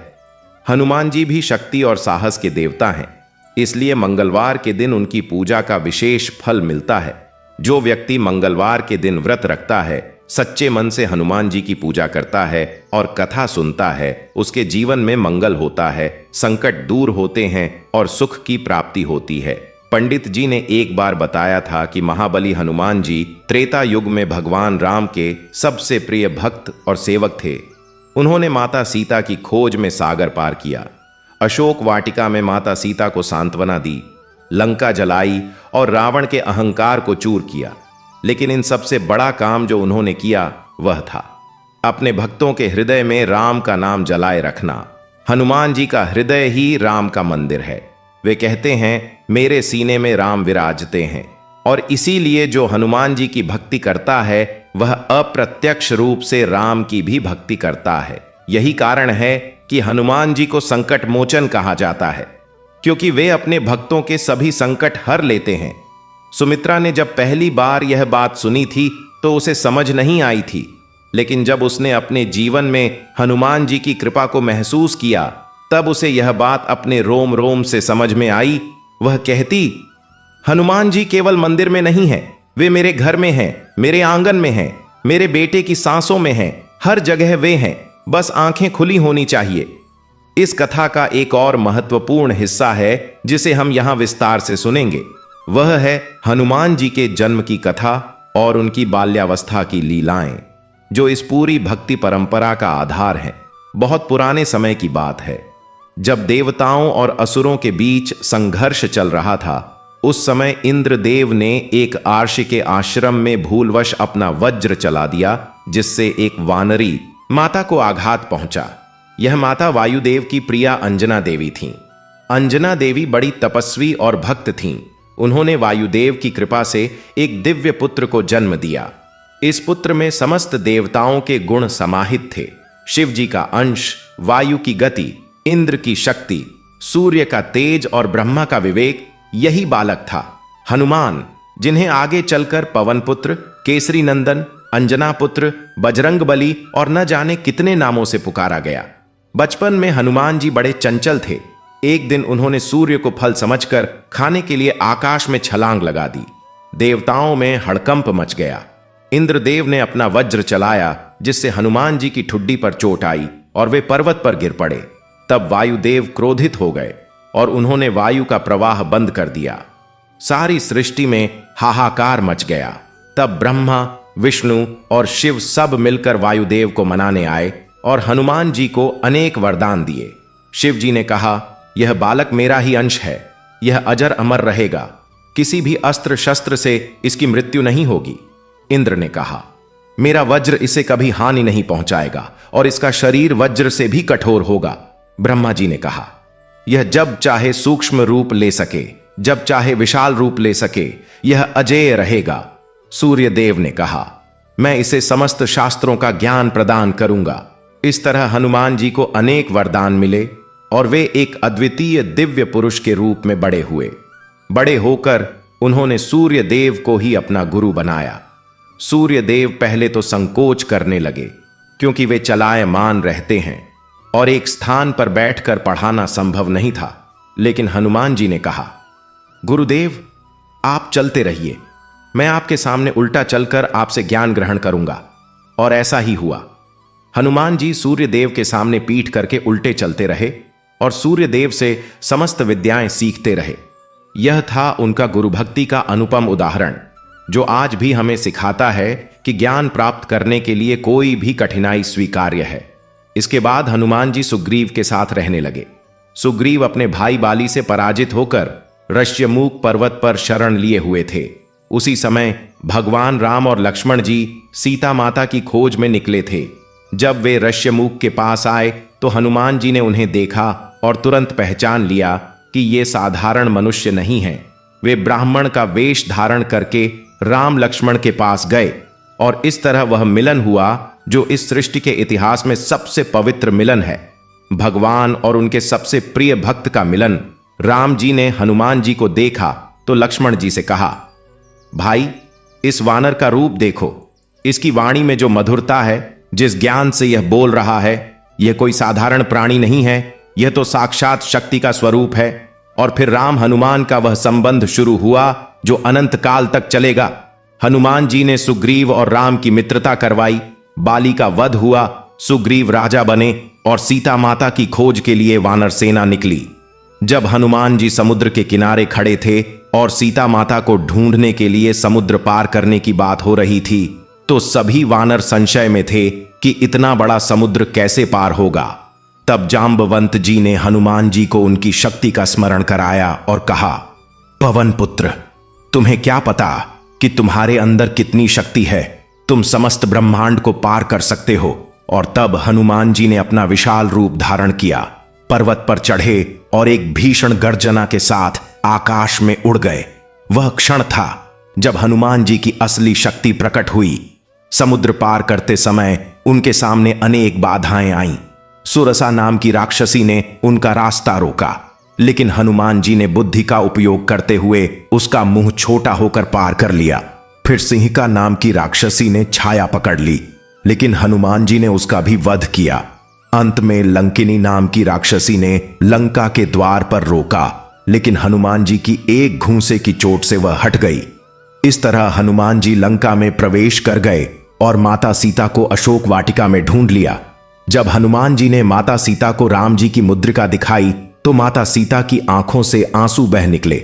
उन्होंने पूछा, पवन पुत्र, राम कुशल तो हैं? हनुमान जी ने कहा, माता, राम जी कुशल हैं और बहुत जल्दी आपको मुक्त करने आएंगे। इस संवाद में जो करुणा है, जो विश्वास है, वह हर भक्त के हृदय को छू जाता है। यह दृश्य है कि कैसे एक भक्त अपने प्रभु और उनकी प्रिया के बीच संदेशवाहक बनता है। कैसे भक्त न केवल अपने प्रभु की सेवा करता है, बल्कि उनके प्रियजनों की भी परवाह करता है। फिर हनुमान जी ने अशोक वाटिका उजाड़ी, राक्षसों का वध किया, रावण के सामने उपस्थित हुए और धर्म का उपदेश दिया। फिर लंका में आग लगाई और वापस आकर राम जी को सीता माता का समाचार सुनाया। जब हनुमान जी राम जी के पास लौटे और बोले, प्रभु, माता सीता मिल गईं, उस पल राम जी ने हनुमान जी को गले से लगा लिया। यह दृश्य देखकर देवता भी गदगद हो गए। राम ने कहा, हनुमान, तुम्हारे लिए मेरे पास पुरस्कार देने के लिए कुछ नहीं है। मेरे पास जो सबसे बड़ा धन है वह है मेरा प्रेम, वह मैंने तुम्हें दे दिया। और हनुमान जी बोले, प्रभु, इससे बड़ा पुरस्कार और क्या हो सकता है। यह भक्ति का वह शिखर है जहां भक्त को भगवान के प्रेम के अलावा कुछ नहीं चाहिए। यही शुद्ध भक्ति है। इसी भक्ति की प्रेरणा लेकर सुमित्रा ने अपना जीवन बिताया था। उसे न धन चाहिए था न नाम, उसे केवल अपने बेटे की खुशी चाहिए थी और हनुमान जी का आशीर्वाद। और हनुमान जी ने उसकी यह मांग पूरी की। रामायण में आगे जब युद्ध हुआ तो हनुमान जी ने न जाने कितनी बार अपने प्रभु और उनकी सेना की रक्षा की। जब लक्ष्मण जी मेघनाद की शक्ति से मूर्छित हो गए तो वैद्य सुषेण ने कहा, संजीवनी बूटी चाहिए जो हिमालय की एक विशेष चोटी पर मिलती है। रात के तीसरे प्रहर तक लानी होगी, वरना लक्ष्मण जी नहीं बचेंगे। तब हनुमान जी तुरंत उड़ चले, हिमालय पहुंचे, लेकिन बूटी पहचान नहीं पाए। तब उन्होंने वह पूरा पर्वत ही उठा लिया और रातों रात लंका वापस आए। यह था उनका सेवा भाव। जहां ज्ञान कम पड़े वहां शक्ति से काम निकालना, जहां एक रास्ता बंद हो वहां दूसरा निकालना। यही हनुमान जी की शिक्षा है जो हर भक्त को मिलती है। जब लंका विजय हुई और राम जी अयोध्या लौटे तो हनुमान जी उनके साथ ही रहे। कहते हैं कि हनुमान जी ने राम जी से कहा, प्रभु जब तक इस धरती पर आपका नाम लिया जाता रहेगा मैं यहां रहूंगा। राम जी ने कहा, तथास्तु। और इसीलिए कहा जाता है कि जहां भी राम कथा होती है, जहां भी राम नाम लिया जाता है, वहां हनुमान जी अदृश्य रूप में उपस्थित रहते हैं। यही कारण है कि जब सुमित्रा राम नाम जपती थी तो हनुमान जी वहां उपस्थित रहते थे और उसकी रक्षा करते थे। यह केवल कपोल कल्पना नहीं है, यह शास्त्र सम्मत सत्य है। अब इस कथा में एक और रोचक प्रसंग जोड़ते हैं। एक बार रामकृष्ण के शहर में एक बड़ा व्यापारी आया जिसका नाम था धनपत राय।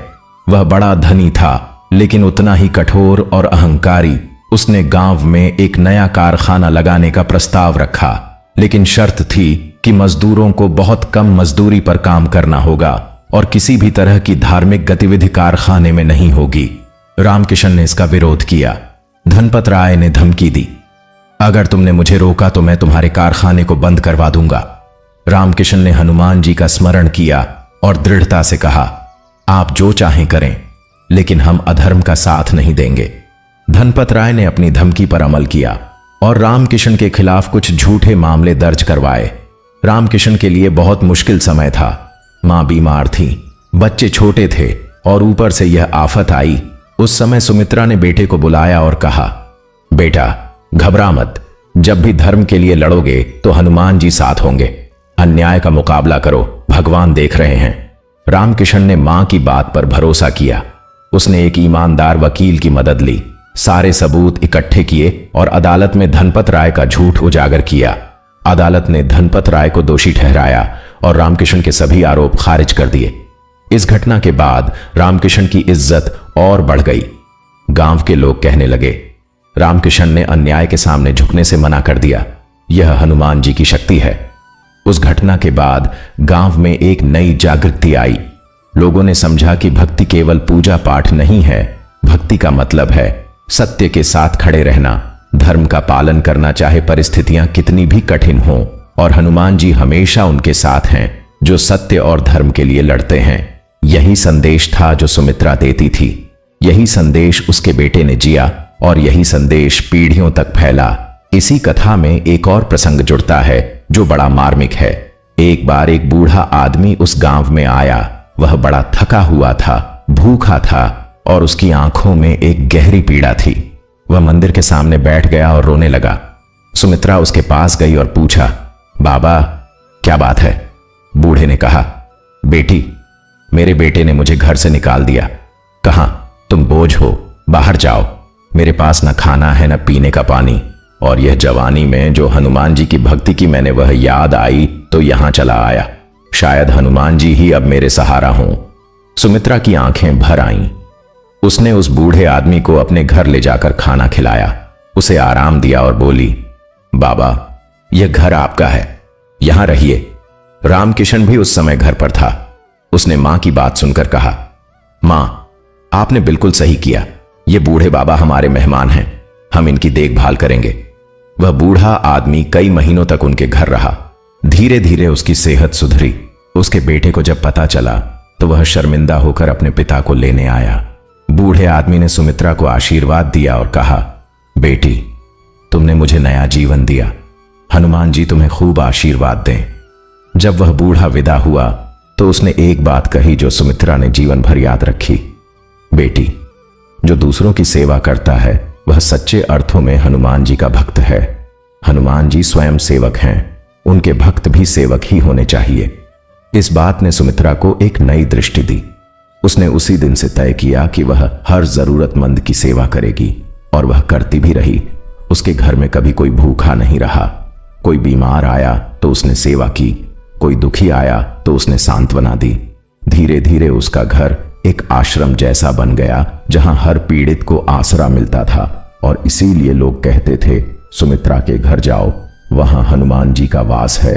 अब इस कथा का एक और विशेष अंग सुनते हैं जो मंगलवार के व्रत की विधि और उसके महत्व से संबंधित है। शास्त्रों में बताया गया है कि मंगलवार के दिन हनुमान जी की पूजा करने के लिए सुबह जल्दी उठना चाहिए, स्नान करके स्वच्छ वस्त्र पहनने चाहिए। लाल रंग के वस्त्र हनुमान जी को बहुत प्रिय हैं, इसलिए लाल वस्त्र पहनना शुभ माना जाता है। पूजा की तैयारी में सिंदूर, लाल फूल, गुड़, चना और तेल का दीपक प्रमुख है। हनुमान जी को सिंदूर बहुत प्रिय है। एक पौराणिक कथा है कि एक बार हनुमान जी ने देखा कि माता सीता मांग में सिंदूर भर रही हैं। उन्होंने पूछा, माता, यह क्या है? माता सीता ने कहा, पुत्र, यह सिंदूर है जो पति की लंबी आयु के लिए लगाती हूं। जितना सिंदूर उतनी लंबी आयु राम की। हनुमान जी ने सोचा, अगर थोड़ा सिंदूर इतना फल देता है तो मैं पूरे शरीर पर सिंदूर पोत लूं तो राम जी की आयु और लंबी होगी। और उन्होंने ऐसा ही किया, सारे शरीर पर सिंदूर पोत लिया। जब राम जी ने यह देखा तो वे बहुत प्रसन्न हुए और हनुमान जी को गले लगा लिया। तभी से हनुमान जी की मूर्ति पर सिंदूर चढ़ाने की परंपरा है और यह परंपरा यह सिखाती है कि भक्ति में तर्क नहीं, प्रेम होता है। जब हम प्रेम से कुछ करते हैं। बहुत बहुत प्राचीन समय की बात है, जब धरती पर धर्म और अधर्म के बीच संघर्ष अपने चरम पर था, जब हर दिशा में मनुष्यों के हृदय में भय, आशा और आस्था का संगम एक साथ बहता था। उसी काल में एक छोटा सा ग्राम था जो घने जंगलों और शांत पहाड़ियों के बीच बसा हुआ था, जहां प्रकृति अपनी पूर्णता में विद्यमान थी और जहां हर मंगलवार का दिन विशेष श्रद्धा और भक्ति के साथ मनाया जाता था, क्योंकि उस दिन को बल, बुद्धि और भक्ति के प्रतीक पवन पुत्र हनुमान जी को समर्पित माना जाता था। उस गांव के लोग मानते थे कि यदि सच्चे मन से उस दिन हनुमान जी का स्मरण किया जाए तो जीवन के सबसे कठिन संकट भी धीरे धीरे समाप्त हो जाते हैं। उसी गांव में एक बालक रहता था जिसका नाम माधव था। उसका जीवन प्रारंभ से ही संघर्षों से भरा हुआ था। उसके पिता एक साधारण मजदूर थे और माता घर के छोटे मोटे काम करके परिवार का पालन करती थीं।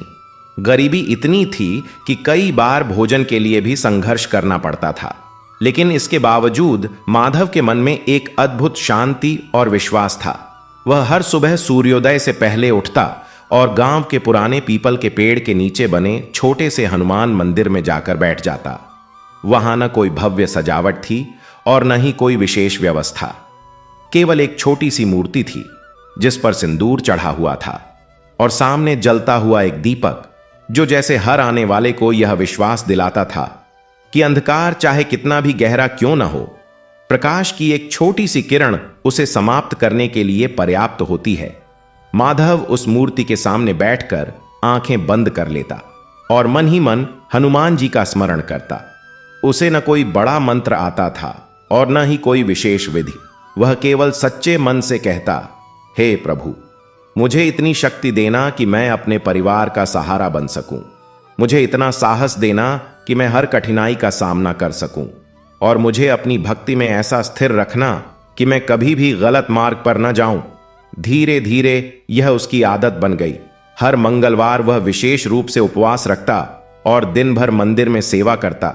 कभी सफाई करता, कभी दीपक जलाता, तो कभी वहां आने वाले लोगों के लिए जल की व्यवस्था करता। गांव के लोग उसे देखते और कई बार उसका मजाक भी उड़ाते, कहते कि केवल पूजा करने से कुछ नहीं होता, जीवन में आगे बढ़ने के लिए धन और साधन चाहिए।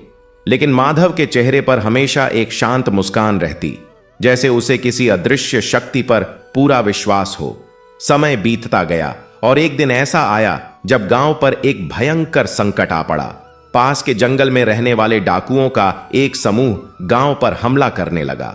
वे लोग गांव वालों से धन और अनाज लूटते और जो विरोध करता उसे चोट पहुंचाते। पूरे गांव में भय का वातावरण फैल गया। लोग अपने घरों में छिपने लगे। कोई भी आगे बढ़कर उनका सामना करने का साहस नहीं कर पा रहा था। उसी समय माधव मंदिर में बैठा हुआ था। बाहर की हलचल सुनकर वह भी चिंतित हो गया, लेकिन उसके मन में भय के स्थान पर एक अजीब सी दृढ़ता जाग उठी। उसने हनुमान जी की मूर्ति के सामने हाथ जोड़कर कहा, हे संकट मोचन, आज आपके नाम की सच्ची परीक्षा है। यदि मेरी भक्ति में सच्चाई है तो मुझे इतनी शक्ति देना कि मैं अपने गांव की रक्षा कर सकूं। इतना कहकर वह उठ खड़ा हुआ और बिना किसी हथियार के डाकुओं के सामने जा पहुंचा। गांव वाले उसे देखकर डर गए और उसे रोकने लगे, लेकिन माधव के कदम नहीं रुके। उसके चेहरे पर एक अद्भुत तेज था, जैसे उसके भीतर कोई दिव्य ऊर्जा प्रवाहित हो रही हो। डाकुओं का सरदार उसे देखकर हंसने लगा और बोला, अरे छोटे से बालक, तू हमें रोकेगा? यह तेरे बस की बात नहीं है। लेकिन माधव ने शांत स्वर में कहा, यह गांव मेरा परिवार है और मैं अपने परिवार को किसी भी कीमत पर कष्ट में नहीं देख सकता। यदि तुम्हें कुछ चाहिए तो मुझसे लो, लेकिन इन निर्दोष लोगों को छोड़ दो। उसके शब्दों में इतनी सच्चाई और साहस था कि कुछ क्षण के लिए डाकू भी चुप हो गए, लेकिन फिर उन्होंने उसे डराने की कोशिश की। उसी क्षण अचानक आकाश में तेज हवा चलने लगी। पेड़ों की शाखाएं जोर जोर से हिलने लगीं और वातावरण में एक अजीब सी गूंज फैल गई। ऐसा लगा जैसे स्वयं पवन देव अपनी उपस्थिति का संकेत दे रहे हों। माधव ने अपनी आंखें बंद कर लीं और हनुमान जी का नाम लिया। तभी उसे ऐसा अनुभव हुआ जैसे किसी ने उसके कंधे पर हाथ रखा हो और उसके भीतर अपार शक्ति का संचार हो गया हो। उसने एक एक करके डाकुओं का सामना करना शुरू किया। उसका शरीर जैसे हल्का हो गया था और उसकी गति इतनी तेज हो गई कि कोई उसे पकड़ नहीं पा रहा था। गांव वाले यह दृश्य देखकर आश्चर्यचकित रह गए। उन्हें समझ में नहीं आ रहा था कि एक साधारण बालक में इतनी शक्ति कहां से आ गई। कुछ ही समय में डाकू वहां से भाग खड़े हुए और गांव सुरक्षित हो गया। जब सब कुछ शांत हुआ तो माधव वहीं भूमि पर बैठ गया। उसकी आंखों से आंसू बह रहे थे, लेकिन उसके चेहरे पर संतोष की मुस्कान थी। गांव के लोग उसके पास आए और उसे गले लगा लिया। सभी उसके साहस की प्रशंसा करने लगे, लेकिन माधव ने सिर झुका लिया और कहा, यह मेरी शक्ति नहीं है, यह तो मेरे प्रभु हनुमान जी की कृपा है। मैंने तो केवल उनका नाम लिया और उन्होंने मेरी लाज रख ली। उस दिन के बाद से पूरे गांव में हनुमान जी के प्रति श्रद्धा और भी बढ़ गई। हर मंगलवार को मंदिर में भीड़ उमड़ने लगी और लोग सच्चे मन से भक्ति करने लगे। धीरे धीरे गांव में सुख और समृद्धि लौटने लगी। लोगों के जीवन में शांति और विश्वास का संचार होने लगा और माधव का जीवन भी बदलने लगा। अब लोग उसका सम्मान करने लगे और उसकी सलाह को महत्व देने लगे, लेकिन उसके भीतर कोई अहंकार नहीं आया। वह आज भी उसी सादगी और भक्ति के साथ हर सुबह मंदिर में जाकर बैठता और अपने प्रभु का स्मरण करता। समय बीतता गया और एक दिन गांव में एक और संकट आ गया। इस बार समस्या और भी बड़ी थी। पास की नदी का जल स्तर अचानक बढ़ गया और बाढ़ का खतरा मंडराने लगा। चारों ओर पानी ही पानी दिखाई देने लगा। लोग अपने घरों को छोड़कर सुरक्षित स्थान की तलाश में भागने लगे। बच्चों और बुजुर्गों की स्थिति बहुत दयनीय हो गई। हर किसी के चेहरे पर भय साफ दिखाई दे रहा था। उसी समय माधव फिर से मंदिर की ओर गया। उसने हनुमान जी के चरणों में सिर रख दिया और कहा, हे प्रभु, आपने पहले भी मेरी सहायता की थी, आज फिर आपके सिवा कोई सहारा नहीं है। मेरे गांव को इस संकट से बचा लीजिए। उसकी आवाज में इतनी पीड़ा और विश्वास था कि जैसे स्वयं आकाश भी उसे सुन रहा हो। तभी एक बार फिर वही तेज हवा चलने लगी और मंदिर का दीपक और भी तेज जलने लगा। माधव ने आंखें खोलीं और उसके मन में एक विचार आया। उसने तुरंत गांव वालों को इकट्ठा किया और उन्हें ऊंचे स्थान पर जाने के लिए कहा। साथ ही उसने कुछ मजबूत पेड़ों और रस्सियों की मदद से एक अस्थायी पुल बनाने का सुझाव दिया, ताकि लोग सुरक्षित स्थान तक पहुंच सकें। शुरू में लोगों को यह असंभव लगा, लेकिन माधव के आत्मविश्वास ने उन्हें प्रेरित किया और सभी मिलकर काम करने लगे। धीरे धीरे वह पुल तैयार हो गया और लोग एक एक करके सुरक्षित स्थान पर पहुंचने लगे। इस तरह पूरे गांव को बचा लिया गया। जब सब कुछ शांत हुआ तो लोगों की आंखों में आभार के आंसू थे। वे जानते थे कि यह केवल माधव की बुद्धि और साहस नहीं, बल्कि हनुमान जी की कृपा का परिणाम था। उस दिन से माधव का विश्वास और भी दृढ़ हो गया। उसे यह समझ में आ गया कि सच्ची भक्ति केवल मंदिर में बैठकर प्रार्थना करने में नहीं, बल्कि सही समय पर सही कर्म करने में भी होती है। और जब मनुष्य अपने कर्म को ईश्वर को समर्पित कर देता है तो उसके जीवन में चमत्कार अपने आप होने लगते हैं। धीरे धीरे माधव का जीवन एक प्रेरणा बन गया। दूर दूर से लोग उसके पास आने लगे, उससे मार्गदर्शन लेने लगे और वह हर किसी को यही सिखाता कि जीवन में कितनी भी कठिनाइयां क्यों ना आए, यदि मन में सच्चा विश्वास और भक्ति हो तो हर समस्या का समाधान संभव है। एक दिन जब वह मंदिर में बैठा था तो उसे फिर वही दिव्य अनुभव हुआ, जैसे कोई अदृश्य शक्ति उसके पास खड़ी हो। उसने आंखें बंद कर लीं और उसके मन में एक स्वर गूंजा, भक्ति का मार्ग कभी आसान नहीं होता, लेकिन जो इस मार्ग पर चलता है उसे कभी अकेला नहीं छोड़ा जाता। यह सुनकर उसके चेहरे पर एक गहरी शांति छा गई और उसने मन ही मन प्रण लिया कि वह जीवन भर अपने प्रभु के मार्ग पर चलता रहेगा और हर उस व्यक्ति की सहायता करेगा जो संकट में हो। उसी क्षण मंदिर का दीपक और भी प्रज्वलित हो उठा और वातावरण में एक अद्भुत सुगंध फैल गई, जैसे स्वयं पवन पुत्र हनुमान जी वहां उपस्थित होकर अपने भक्त को आशीर्वाद दे रहे हों। और माधव उसी भाव में लीन होकर शांत बैठा रहा, मानो उसके जीवन की हर शंका, हर भय और हर दुख उस क्षण समाप्त हो गया हो और अब केवल भक्ति, विश्वास और सेवा का मार्ग ही उसके सामने शेष रह गया हो। तभी दूर आकाश में बादलों की गर्जना सुनाई दी और मंदिर के बाहर खड़े लोग एक बार फिर किसी अनहोनी की आशंका से एक दूसरे की ओर देखने लगे। लेकिन माधव ने धीरे से आंखें खोलीं। उसके चेहरे पर वही अडिग शांति थी और उसने मंदिर की ओर देखा, जैसे किसी अदृश्य संकेत को समझ रहा हो। उसने उठकर बाहर कदम रखा और उसकी दृष्टि दूर क्षितिज की ओर टिक गई, जहां से काले बादलों के बीच एक विचित्र प्रकाश झिलमिला रहा था।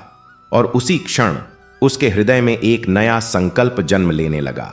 और वह संकल्प केवल उसका अपना नहीं था, बल्कि उसमें पूरे गांव की आशाएं, पूरे गांव के स्वप्न और पूरे गांव का भविष्य समाहित था। उस रात माधव अपने घर नहीं गया।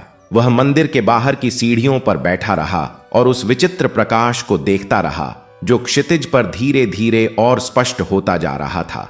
उसके मन में न भय था न घबराहट, केवल एक गहरी जिज्ञासा थी और साथ ही वह अटूट विश्वास जो वर्षों की भक्ति ने उसके हृदय में जमा दिया था। पास बैठे गांव के कुछ बुजुर्ग भी उसके साथ थे।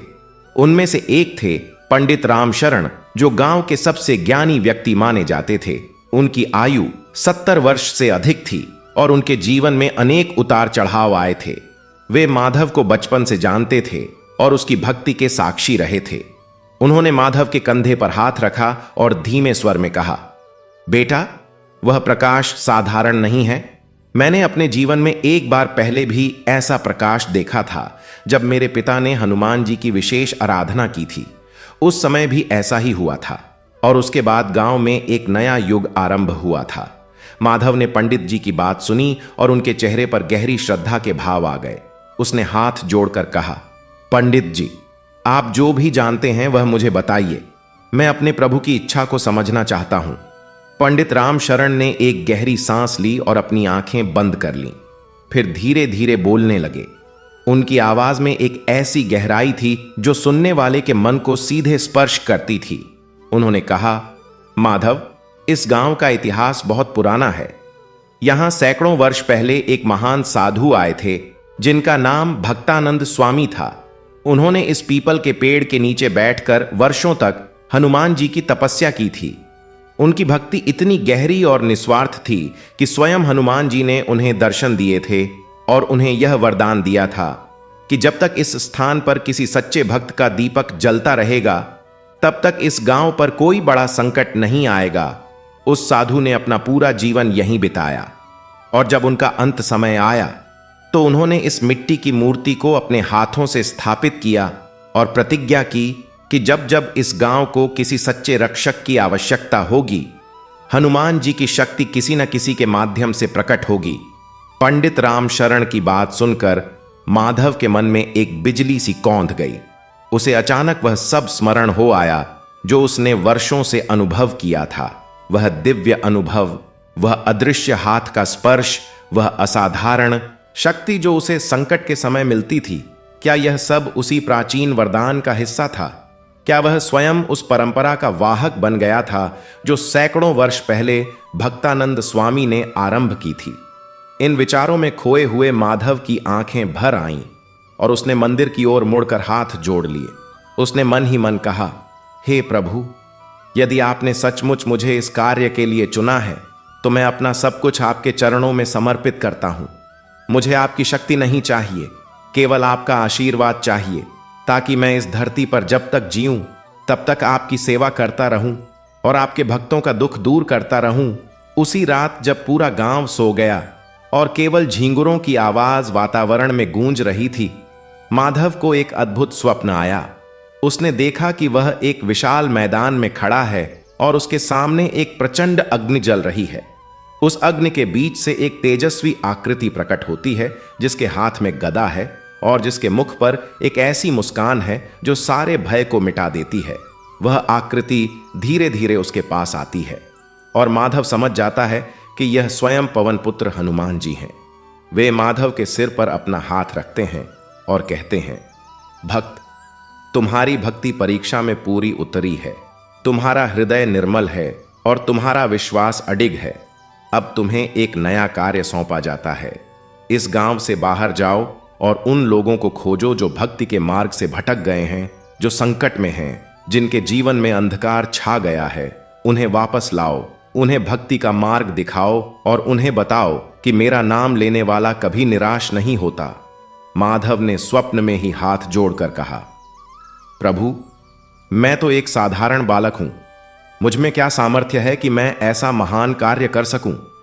हनुमान जी ने मुस्कुराते हुए कहा, भक्त, इस संसार में महान वह नहीं जो बड़े बड़े काम करे।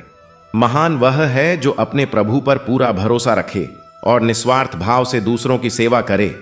तुम्हारे भीतर वह शक्ति है जो तुम्हें नहीं दिखती, लेकिन मुझे दिखती है। जाओ और निडर होकर अपना कार्य करो। मैं सदा तुम्हारे साथ हूं। यह सुनकर माधव की नींद टूट गई और उसने पाया कि उसके गालों पर आनंद के आंसू बह रहे थे। उसका मन एक अद्भुत उत्साह से भर गया था जैसा पहले कभी नहीं हुआ था। उसने उठकर मंदिर के दीपक को देखा जो अभी भी शांत भाव से जल रहा था और उसे लगा जैसे वह दीपक उसे कह रहा हो, चलो, तुम्हारी प्रतीक्षा हो रही है। उसी दिन से माधव के जीवन का एक नया अध्याय आरंभ हुआ। वह प्रत्येक मंगलवार को सूर्योदय के साथ मंदिर में पूजा करता और उसके बाद पूरे दिन गांव गांव घूमकर लोगों से मिलता। जो दुखी थे उनकी बात सुनता, जो रोगी थे उनके लिए जड़ी बूटियां लाता, जो गरीब थे उनके लिए भोजन और वस्त्र की व्यवस्था करता और जो आध्यात्मिक संकट में थे उन्हें भक्ति का मार्ग बताता। धीरे धीरे उसकी ख्याति आसपास के गांवों तक फैलने लगी और लोग उसे हनुमान जी का भक्त कहकर संबोधित करने लगे। लेकिन माधव सदा विनम्र रहता और कहता, मैं तो केवल एक निमित्त हूं। जो कुछ भी होता है वह मेरे प्रभु की इच्छा से होता है। उन्हीं दिनों गांव से कोस भर दूर एक और छोटा सा गांव था जिसका नाम था रामपुर। उस गांव में एक परिवार रहता था जिसके मुखिया का नाम था विश्वनाथ। विश्वनाथ एक कभी संपन्न व्यापारी था, लेकिन कुछ वर्षों में उसका व्यापार चौपट हो गया था। उसके ऊपर कर्ज का बोझ इतना अधिक था कि रात को नींद नहीं आती थी। उसकी पत्नी कमला सदा रोती रहती और उनका एक पुत्र था सोहन, जो अभी मात्र 12 वर्ष का था। सोहन का मन पढ़ाई में बहुत लगता था, लेकिन घर की दरिद्रता के कारण उसे गुरुकुल छोड़ना पड़ गया था। विश्वनाथ के मन में अपनी असफलताओं के कारण एक गहरी कड़वाहट घर कर गई थी। उसे लगता था कि ईश्वर ने उसके साथ अन्याय किया है। उसने भगवान की पूजा बंद कर दी थी और जब भी कोई उससे हनुमान जी का नाम लेता तो वह कहता, क्या फायदा उन्हें पुकारने का? अगर वे सच में होते तो क्या मेरे बच्चे को भूखा रहना पड़ता? उसकी इस बात से गांव के कई लोग सहमत हो जाते, क्योंकि दुख में मनुष्य का विश्वास डगमगाने लगता है और विश्वनाथ जैसे लोग इस डगमगाहट के प्रतीक बन जाते हैं। एक दिन माधव रामपुर पहुंचा। उसने विश्वनाथ के बारे में सुना था और वह उससे मिलना चाहता था। जब वह विश्वनाथ के घर के सामने पहुंचा तो देखा कि एक अधेड़ उम्र का व्यक्ति दरवाजे के बाहर बैठा है। उसके चेहरे पर थकान और निराशा की गहरी लकीरें थीं। माधव ने मुस्कुराते हुए प्रणाम किया और कहा, काका, क्या मैं भीतर आ सकता हूं? विश्वनाथ ने उसे ऊपर से नीचे तक देखा और उदास स्वर में बोला, कौन हो तुम और क्या काम है? माधव ने कहा, मेरा नाम माधव है, मैं पास के गांव से आया हूं।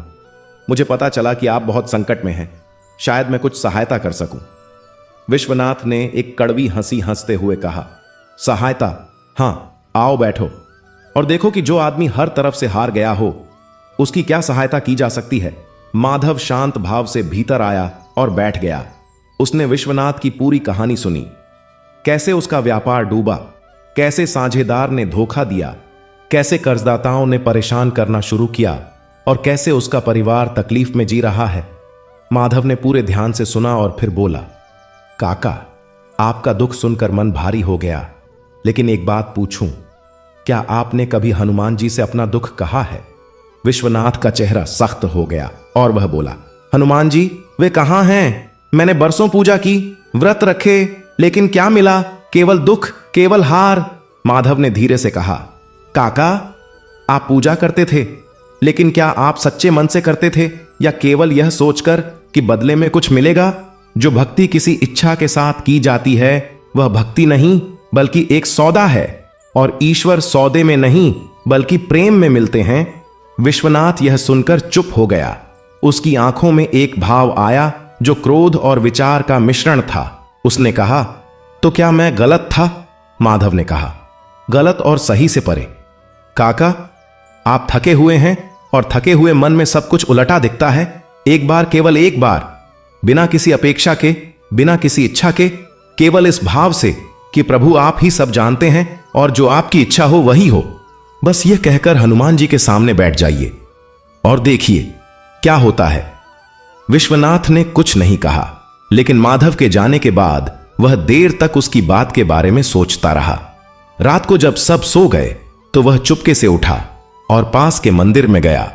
वहां उसने हनुमान जी की मूर्ति के सामने बैठकर माधव की बात याद की और पहली बार बिना किसी मांग के केवल यह कहा, प्रभु, मैं बहुत थक गया हूं, अब आप जो चाहें सो करें, मैं आपके हाथों में सब कुछ सौंप देता हूं।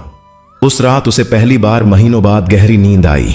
सुबह जब उठा तो उसके मन में एक विचित्र हल्कापन था, जैसे कोई भारी बोझ उतर गया हो।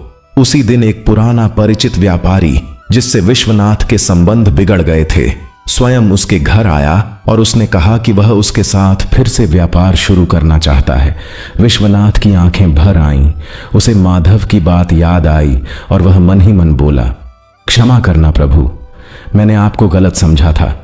इस घटना के बाद विश्वनाथ हनुमान जी का परम भक्त बन गया और उसने अपने पूरे गांव में यह बात फैला दी कि माधव नाम का एक बालक है जिसने उसकी आंखें खोल दी। अब रामपुर के लोग भी माधव के गांव में आने लगे और उससे आशीर्वाद मांगने लगे। माधव सदा यही कहता, मैं आशीर्वाद देने वाला कौन होता हूं? आशीर्वाद तो केवल हनुमान जी दे सकते हैं। मैं तो बस यह बताता हूं कि उनके पास कैसे पहुंचा जाए।